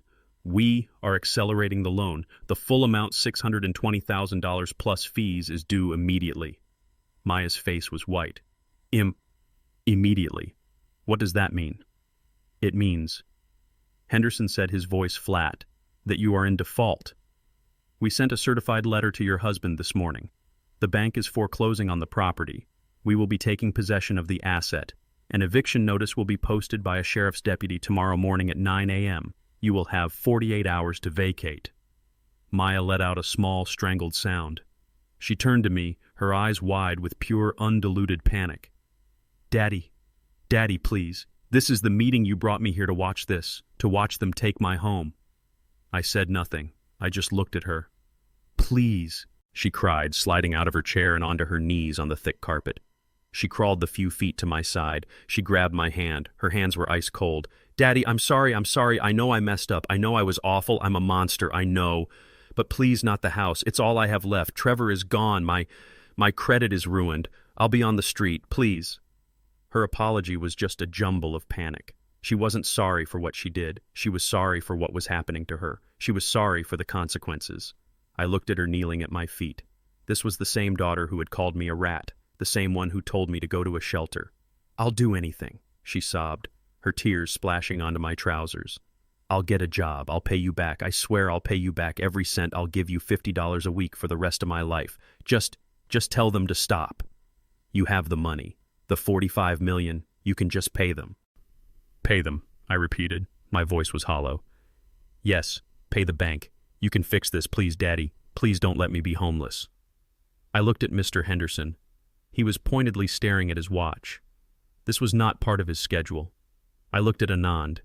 He was staring at me, his face a perfect professional mask. He was waiting for my signal. I looked down at Maya, my baby girl, the one I had raised, the one I had sacrificed everything for. She was broken. She was at the bottom. This was the moment, the final test. I waited until her sobs quieted down to just shaky, desperate breaths. "Okay," she whispered, finally letting go of my hand. She sank back onto the floor. "Okay, I get it. You're not going to help me. You brought me here to watch. You brought me here to punish me. Okay, I deserve it. I'll go pack my things." She was finally done begging. She was finally done negotiating. She just accepted it. This was the moment I was waiting for. I let the silence hang in the room for 1, 2, 3 long seconds. Then I spoke. "Mr. Henderson, I said. My voice was clear and strong. He looked up, annoyed. Yes, Mr. Blackwell. You're right. The bank's position is perfectly clear. The loan is in default. That's what I said, he huffed. But, I said, leaning forward, I believe you are mistaken about one very small, very important detail. Henderson frowned. Mistaken, sir. Our legal department has reviewed this. Our numbers are solid. Oh, your numbers are solid, I said, but they're out of date. You see, Mr. Henderson, your bank cannot foreclose on that house. A flicker of confusion crossed his face. And why is that? I didn't answer him. I just nodded at Anand. Anand Patel slid a single crisp file across the dark mahogany table. Mr. Henderson, Anand said, his voice as smooth and cold as glass. While we appreciate you coming, your presence is no longer required. You see, your bank doesn't own that mortgage anymore.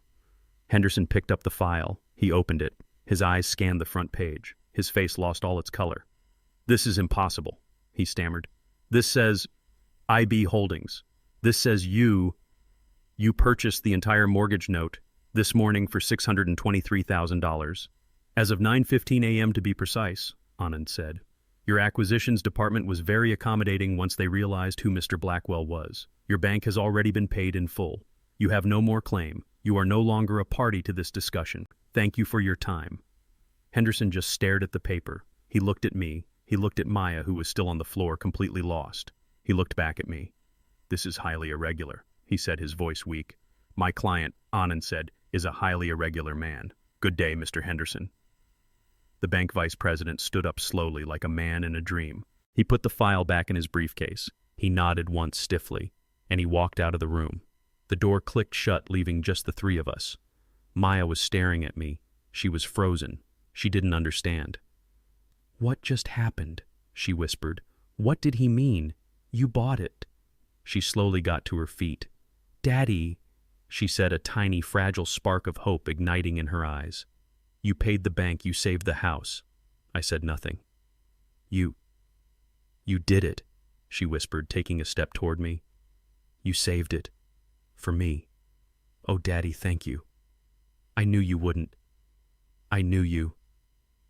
She was about to run and hug me. The daughter who thought her rich father had finally swept in to save her from her bad decisions. I held up one hand, palm out. Stop. She froze, her arms half raised. I did not save the house for you, Maya. The hope in her eyes died instantly. It was like blowing out a candle. I don't understand. I told you at the hotel, I said. I am not saving you. I am not giving you money. I am not paying your debts. I told you that you would lose that house, and you have. But you just bought it. You just said, I bought the debt, Maya, I said, standing up. I was tired of sitting. I walked to the window and looked down at the city. I am now the sole lien holder. I am the one you owe the money to. I am your bank. I own the mortgage. I own you. She just stared at me. And, I continued, I am not giving you this house. I'm not that foolish, not anymore. Then you're just going to kick me out yourself, she whispered, her voice breaking. Is that it? You just wanted to be the one to do it. You seem to think, I said, turning to face her, that there are only two options, that I either punish you or I save you, that I'm either the angry old man or the rich fool. I walked back to the table. I am neither. I am doing what I should have done from the very beginning. I am doing what your mother would have wanted. I am taking my name and my money and Clara's memory completely out of your hands. I nodded at Anand. He slid a second file across the table to her. This one was different. It was bound in a simple, elegant blue cover. What is this? She asked. That, Anand said, is a quitclaim deed and a charter document. As of 10:15 a.m. this morning, your father, Mr. Isaiah Blackwell, signed over his entire interest in the property, the mortgage, the deed, everything to a new legal entity. The house is no longer his. Maya fumbled with the cover. She opened it. She read the first page. The Clara Blackwell Trust. She read, her voice full of confusion. What is this? What is the Clara Blackwell Trust? I looked at my daughter. The daughter who had been corrupted by greed, who had been blinded by dollar signs, who had been willing to throw her own father into the street for a pile of bricks. The Clara Blackwell Trust. I said, my voice finally soft, is a non-profit foundation I established last week. In your mother's name, its mission, its only mission, is to provide transitional housing job training and support for homeless women and families in the city. I pointed to the papers in her hand. And you, my dear, I said, are currently sitting in its very first property. Maya looked at the paper. She looked at me. She looked at Anand. She didn't get it.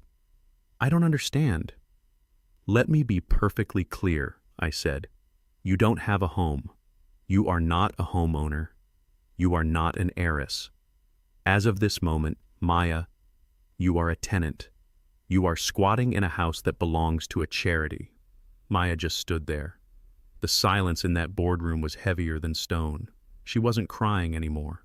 She was just empty. The shock was so profound it had burned away the tears. Charity, she whispered. Her voice was dry like paper. Anand Patel spoke. His voice was no longer smooth. It was the clinical, detached voice of an administrator. The Clara Blackwell Trust is a registered 501c3 nonprofit organization, Ms. Blackwell Davies. It is now the legal owner of the property at 415 Willow Creek Drive. As Mr. Henderson correctly noted, you have no legal right to be there. I watched her face. I was looking for something. Remorse. Number understanding. Not yet. All I saw was the blank animal confusion of a creature caught in a trap it never saw. She still thought this was a game. She still thought she could negotiate. But it's me, she said, her voice rising just a little, a desperate childish whine. I'm your daughter, and that's Mom's name, the Clara Blackwell Trust. She wouldn't want this. She wouldn't want to see me homeless. That was the wrong card to play, using Clara, using the memory of the woman she had helped Trevor disrespect. The cold anger I had felt on that rainy doorstep, the anger I had held down for 40 years, it returned. I spoke. My voice was very, very quiet. Don't you dare speak her name. Maya flinched as if I had struck her. You don't get to use her name as a shield, Maya. Not after what you did, not after what you've become. Your mother saved $60 by giving up a dress she loved. She saved $1,000 by taking the bus in the snow.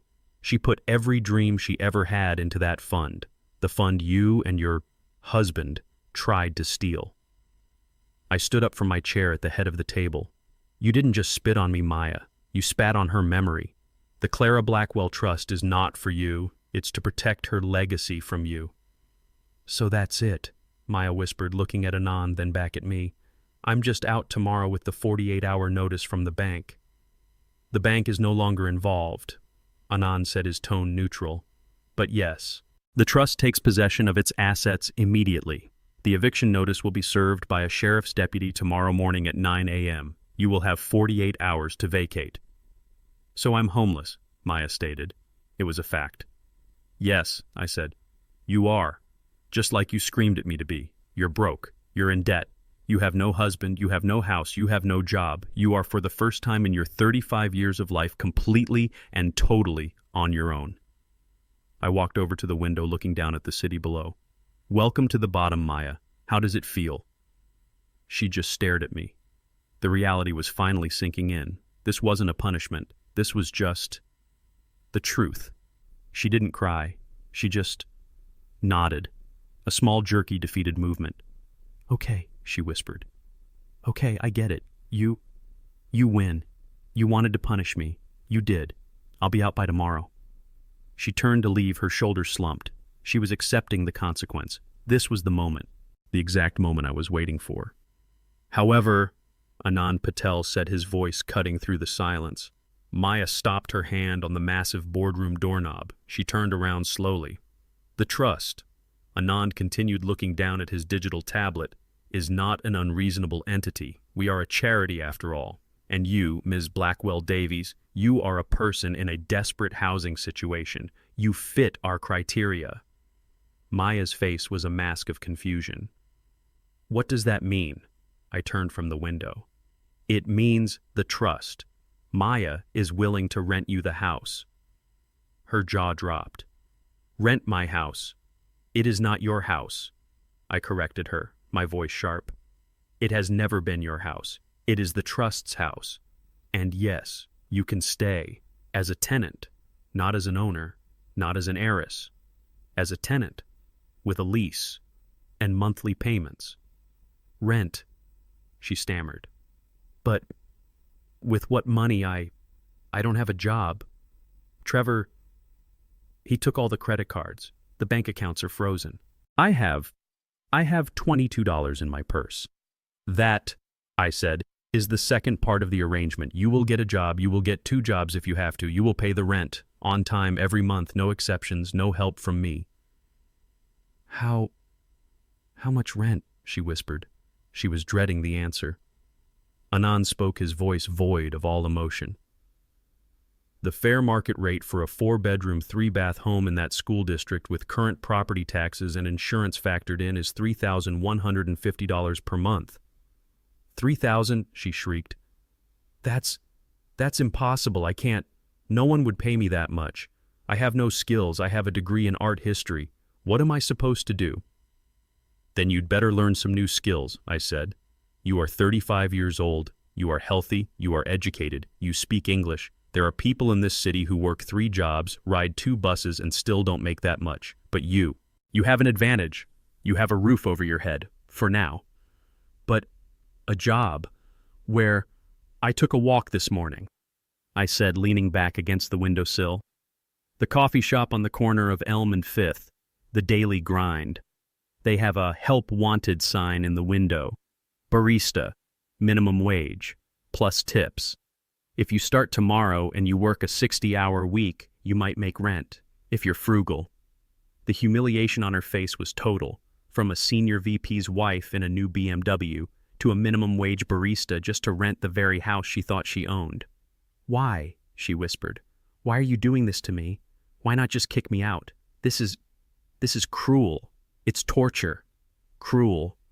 I stood up straight, my voice rising for the first time. "Cruel is telling your 71-year-old father to go to a shelter.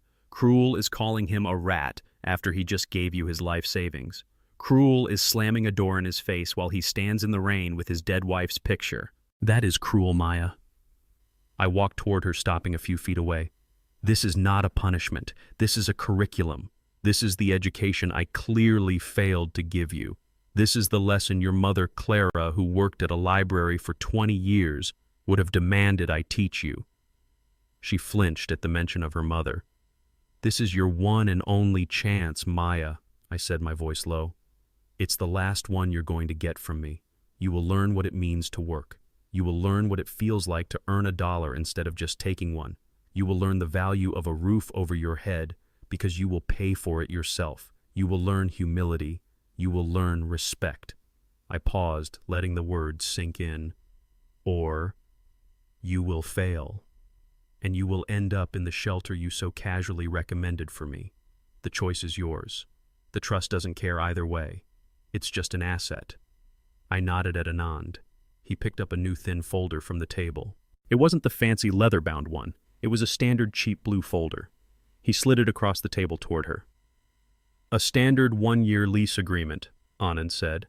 "First month's rent due in 30 days. There is no security deposit as the trust is a charitable organization. Consider that your only gift."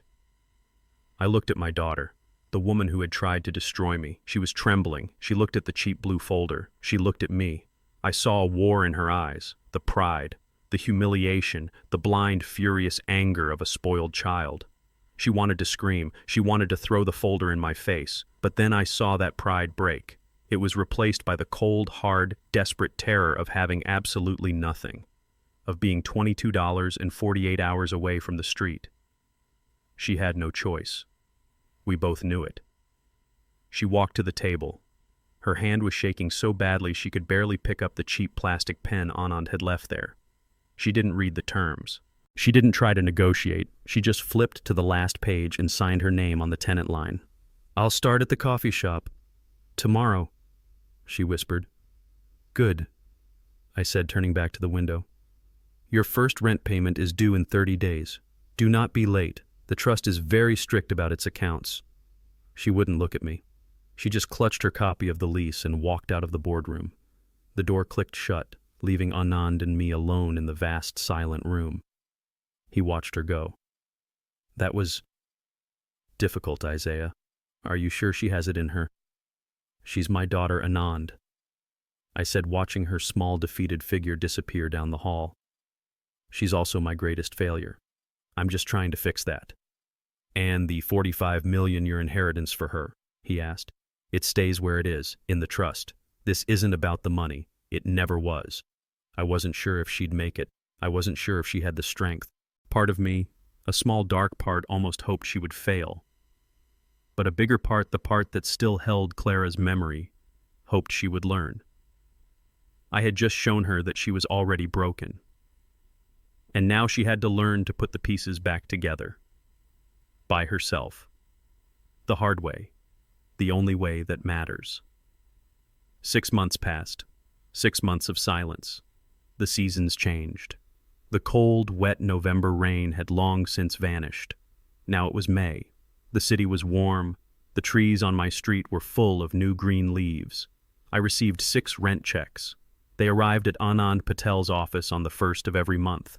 Never a day late. Always for the exact amount.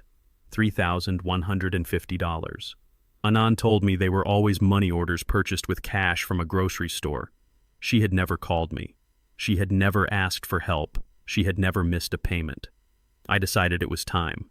Anand had drafted a clause in the lease agreement that allowed for a semi-annual inspection of the property. It was a standard clause meant for any tenant. But we both knew it was really for her. It was a check-in. I didn't drive one of the quiet, expensive cars Anand kept for me. I didn't take a cab from the Grand Royale. I went to my old dusty storage unit. I got into my old car, a 1998 Buick LeSabre. It smelled like dust and old vinyl. It sputtered to life on the 3rd try. I drove myself. I drove out of the city toward the suburbs. The neighborhood looked the same. The big white identical houses still stood too close together. But hers, 415 Willow Creek Drive, it was different. Trevor's BMW was gone. In its place, parked in the driveway, was a battered 15-year-old blue Toyota Camry. There was a long gray smear of duct tape holding the back bumper on. The yard, the mud patch, was gone. In its place was a patchy, uneven lawn. Someone had tried to mow it, but they'd missed a few spots. And by the front steps, in 2 cheap terracotta pots, someone had planted marigolds. They were small, bright orange and struggling. But they were alive. I parked the old Buick at the curb. I walked up the concrete path. I rang the bell. I waited. I didn't hear any loud music. I didn't hear any laughter. I just heard a dog bark somewhere down the street. I heard the sound of the deadbolt being unlatched. The door opened. It was Maya, but it wasn't Maya. Her hair was cut short in a simple, practical bob. There were no expensive blonde highlights. It was just its natural, plain brown color. She was thin, thinner than I had ever seen her. There were dark circles under her eyes. She was wearing a polo shirt, a faded, awful shade of coffee brown. It had a logo stitched on the breast pocket, The Daily Grind, with a little cartoon steaming cup. She had a matching brown apron tied around her waist, stained with something. She saw me. She didn't cry. She didn't scream. She didn't beg. She just looked tired, so incredibly tired. "Dad," she said. Her voice was quiet. "You're here." "I'm here for the inspection, Maya," I said. My voice was official. "For the trust. I'm required to look at the property." She just nodded. "The inspection? Right, of course." She stepped back from the door. "Come in." I stepped inside. The change was shocking. The grand 2-story foyer, it was empty. The giant crystal chandelier that Trevor had been so proud of was gone. In its place was a simple bare bulb. The gleaming marble floor was clean, but scuffed and dull. I walked into the living room, the room where Trevor had sneered at me. The oversized white leather sofas were gone. The giant 80-inch television was gone. The glass and chrome coffee table was gone. In its place was a lumpy floral print sofa that I recognized from the Goodwill donation center. It was clean, but the fabric was worn thin on the arms. There was a small 20-inch television sitting on a stack of milk crates. The house was clean, spotless in fact. but it was barren. It was an empty, echoing box. "You sold everything," I said. It was the only thing I could think of to say. "I had to," she replied. She didn't make excuses. "The rent. $3,000. It's a lot." She walked into the kitchen and I followed. The furniture, the big stuff. It was all leased in Trevor's name. When he left, the rental company came and took all of it. The sofa. I bought that myself. It was $45. The TV was a curbside find. The screen is a little green, but it works. She saw me looking at her uniform. "I'm sorry I'm not dressed," she said, untying the stained apron. "I just got off my shift. I work the opening shift, 4 a.m. to 2 p.m. "How is the job?" I asked. A small, bitter smile touched her lips. "It's hard. It's really hard. It's really..." She walked to the sink and filled a simple glass with tap water. "You want one? I don't have any bottled water. It's too expensive." "No, thank you." She drank the entire glass in one go as if she hadn't had water all day. "My feet," she said, talking to the sink. "I never knew my feet could hurt this much. I stand for 10 hours. 10 hours, Dad. And people are mean." "Mean? Yeah." She leaned against the cheap laminate counter. The gleaming granite countertops Trevor had bragged about were gone. She must have sold those too. "They're mean. They yell. They yell at you because their latte has too much foam, or not enough foam, or because the milk is 2 degrees too hot. Yesterday, a woman, she looked just like Trevor's mother. She threw her cup at me, at my head." My hands tightened into fists. "What did you do?" "I dodged it," she said, her voice cracking. "And the coffee went all over the floor. And she screamed at me that I had made her spill it, and that I was an incompetent idiot who couldn't even pour coffee right. And my manager, he made me apologize to her. He said, 'The customer is always right.'" I just stood there. I couldn't speak. "So I apologized," she whispered. "I said I was sorry, and then, after she left, I went into the back and I cleaned the employee bathroom, because that's my other job, barista and janitor. I sat on the floor next to the toilet and I cried. I cried for an hour, because she was right. I am incompetent. I'm 35 years old, I have an art history degree, and I'm cleaning toilets for $9 an hour." She finally turned to look at me. Her eyes were red, but the tears weren't falling. "I make $9.25 an hour, Dad. I did the math. I have to work almost 340 hours a month just to pay the rent for this empty box. Before taxes, before food, before the car insurance on that piece of junk outside." She let out a sharp, ragged breath. "I don't know how people do it. I don't know how you did it for 45 years. How did you get up every day and carry that heavy bag in the rain, in the snow, and not just lie down and die? How did you do it without hating everyone?" I looked at my daughter who had finally asked the right question. "You don't hate them," I said, my voice softer than I intended. "Because you're not doing it for them. Who do you do it for? You do it for someone, so," I said. "I did it for you. Your mother and I, we did it for you. So you would never have to know what this feels like. And look how I repaid you," she whispered. She turned away ashamed. "I was a monster, Dad. I know that. I see that now. Every time a customer yells at me, I see your face, standing on the porch in the rain, and I'm so sorry. I'm so sorry." This was different from the screaming, terrified apology in the hotel lobby. This was quiet. This was real. This was the sound of a broken person who was finally facing the truth. I just nodded. "The house looks fine, Maya. The trust will be pleased you're keeping it clean." I turned to leave. The inspection was over. The lesson was in progress. "Wait," she called out, her voice suddenly urgent. I stopped. I turned back. "I know I don't deserve anything. I know that. And I'm not asking. I promise. I am not asking you for money. I will never, ever ask you for money again." "What is it, Maya?" She ran to the kitchen counter. There was a small, neat pile of mail. It was the only thing on the counter. Bills, probably. She fumbled through it. She pulled out a large manila envelope. She held it out to me. Her hands were shaking, but it wasn't from fear, it was from hope. I just wanted to show you this. It's not much, and I'll probably get rejected. My grades from college, they were okay, but not great. I partied a lot. Trevor, well, it doesn't matter, but I had to try. I took the envelope from her. It was from the city university. I opened the flap. It wasn't an acceptance letter, it was an application. I pulled out the papers. It was a partially filled out application form for the graduate program, and on the line where it said Program of Study, she had written in a neat, careful, determined handwriting, Master of Social Work. I stared at the paper.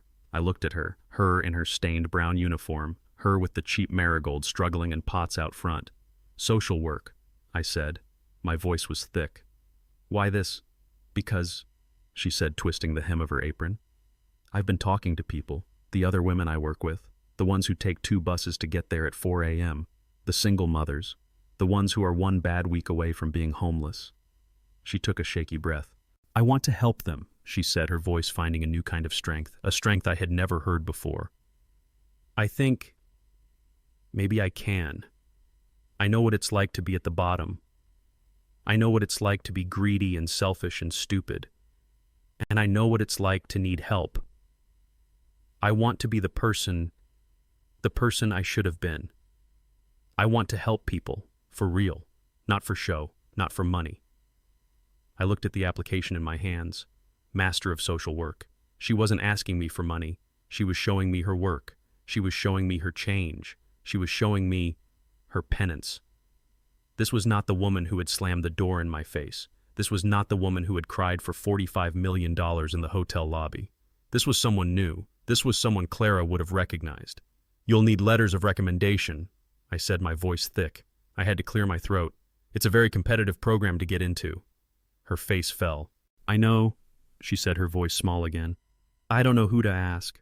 All my old references, they were Trevor's friends, and my old art professors, I don't even know if they'd remember me. I looked at the application again. I folded it carefully. I slid it back into the manila envelope. I handed it back to her. I might know someone, I said. Her head snapped up. Her eyes were wide. Who? A man who runs a rather large charitable trust, I said. A man who sits on the advisory board of the university. I think he would be very interested in your story. I think he would be very impressed to see someone who's learned the difference between having a price and having value. She stared at me confused. What man? Who are you talking about? I smiled. For the first time since I'd walked into this house. A real warm, genuine smile. Me, I said. I'll write your letter of recommendation, Maya. I'll write it myself. Maya's acceptance letter to the university was a small, thin piece of paper, but it felt heavy in my hand. I didn't just write a letter of recommendation. When you have the kind of resources I do, you don't just write letters. You make calls.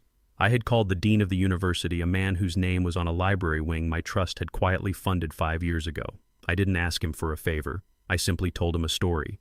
The story of a 35-year-old woman raised in privilege who lost everything. And instead of breaking, she chose to clean toilets for $9 an hour. I told him this woman was now applying to their Master of Social Work program. And I told him the Clara Blackwell Trust was establishing a new $500,000 scholarship specifically for non-traditional students, women who were rebuilding their lives from scratch. The dean was, as you might imagine, very accommodating. Maya was accepted 2 days later. She came to the hotel. I led her up to the suite this time, the first time she had ever seen it. She walked in slowly, her eyes wide, taking in the fireplace, the marble bar, the view of the entire city. She was still wearing her brown barista uniform. Dad, she said, her voice shaking as she held out the acceptance letter.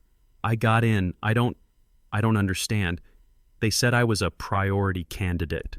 They mentioned a scholarship, the Clara Blackwell Scholarship. She looked at me, the understanding dawning in her eyes. That was you. I just nodded.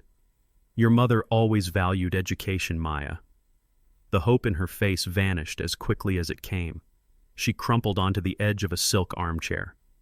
It doesn't matter. I have to decline. Decline, yes, she said, her voice flat with defeat. I can't accept it.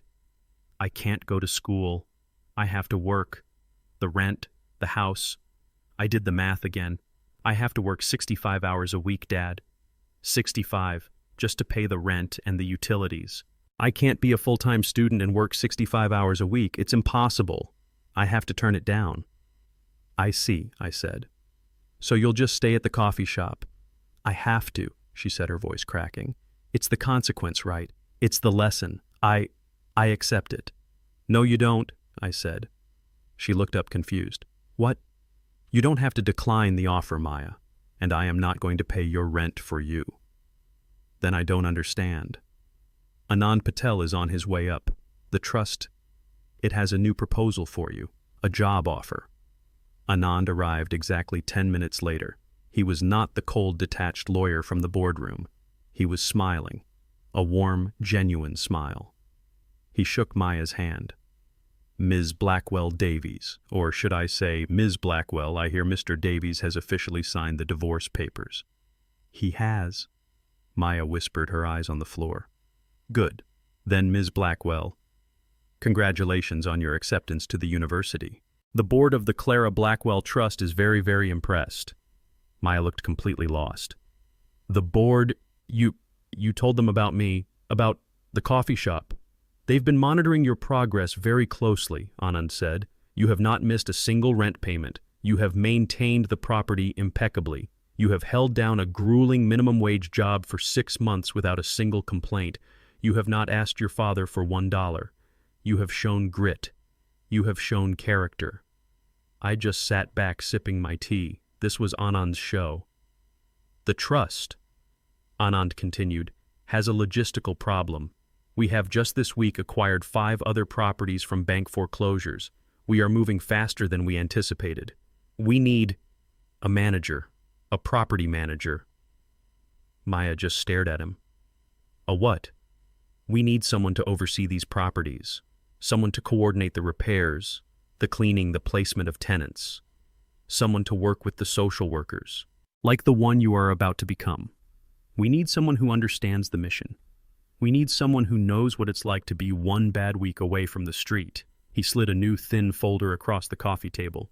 We are offering you the position, Ms. Blackwell, property manager for the Clara Blackwell Trust.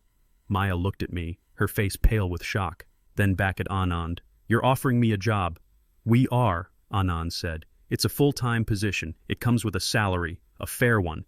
Not a Trevor salary, you understand, but a good, solid, respectable salary, enough to live on, enough to raise a child on, enough to pay for your books and your tuition. A salary, she whispered. But the rent, the house. Even with a salary, I can't work a full-time job, go to school full-time, and pay $3,000 in rent. Ah, Anand said, his smile widening. That is the best part of the offer. The house at 415 Willow Creek. That is part of the job. Maya's mouth opened, but no sound came out. I don't understand, she finally managed to say. The house at 415 Willow Creek, I said, finally speaking up. It's too big for you, Maya. It's an empty, echoing box. It's a waste of space. But it's perfect as a headquarters. A headquarters? It is the first official Clara Blackwell Trust home, I said. A transitional home for women and children, women running from men like Trevor, women who have nowhere else to go. The other 5 properties will be secondary units, but that house, your house, will be the main base. Your job, Maya, Anand said, tapping the folder, will be to live there. You will be the resident manager. You will live in the master suite rent-free. That is part of your compensation. Your work will be to turn the other bedrooms into safe, clean, welcoming spaces. Your work will be to coordinate with the social workers. Your work will be to use your education, the one you are about to get, to help those women find jobs, to help them find dignity, to help them, like the barista at the coffee shop, rebuild their lives. Maya finally broke. She didn't wail like she did in the lobby. She didn't shriek like she did on the doorstep. She sat back on that silk sofa, put her face in her hands, and she wept. They were quiet, heavy, cleansing tears, the sound of a crushing weight finally being lifted. You're giving me a purpose, she choked out through her sobs. No, Maya. I stood up. I walked over to the sofa and sat beside her. I placed my old rough hand on her shoulder. I am not giving you anything. You earned this. She looked up at me, her face a mess of tears and confusion. You earned it on your feet for 10 hours a day, every day for 6 months. You earned it scrubbing toilets. You earned it by not calling me, by not begging me for money when I know it was the hardest thing you've ever done. You earned it when you decided to study social work instead of complaining about your art history degree. You earned it, Maya. You earned it when you chose to be better. She leaned her head on my shoulder just like she used to do when she was a little girl back when she was my baby girl. I'm so sorry, Daddy, she whispered. I'm so sorry. I know, I said. I know you are. We sat there for a long time, just a father and his daughter, in a quiet, expensive room. She left an hour later. She didn't take a cab. She said she was going to take the bus. She had the job contract in her bag. She was terrified. She was excited. She was new. Anand stayed behind, packing his briefcase. That was a risky move, Isaiah, he said quietly, giving her that much responsibility, that much trust. It's the only way, Anand. The only way she'll truly heal. You can't just teach someone a lesson. You have to let them live the lesson. He nodded. And what about you, my friend? What about the 45 million? What is your legacy? I smiled. I looked out the window at the city. My city. My name is Isaiah Blackwell. I'm 71 years old. And I'm finally done carrying the mail. I am not saving my daughter. I don't need to. I gave her the chance to save herself. The $45 million. It's all going to the trust when I pass. Every last cent. Maya will never inherit it. She will never be a rich woman in the way Trevor understands the word. But she will have a home. She will have a purpose. She will have a good, solid job that she earned. She will spend the rest of her life helping people who are just like she was. She will be rich in a way that money can never, ever buy. She will be rich in character. She will be rich in dignity. She will be rich in humility. And that is the only legacy that matters. That is the diadem of Clara. And that is the sweetest revenge of all. Here is the lesson learned from this story. This story teaches us a powerful and sometimes painful lesson. True wealth is never measured by a bank account, but by our character, our integrity, and the respect we show to others. Greed and arrogance can blind us, making us betray the very people who have loved us the most. But true love isn't about enabling bad behavior. It's about setting boundaries and demanding respect. It teaches us that it is never too late to learn humility, and that the only inheritance that truly matters is the dignity and strength we build within ourselves. What would you have done in my place, and do you believe Maya has truly learned her lesson?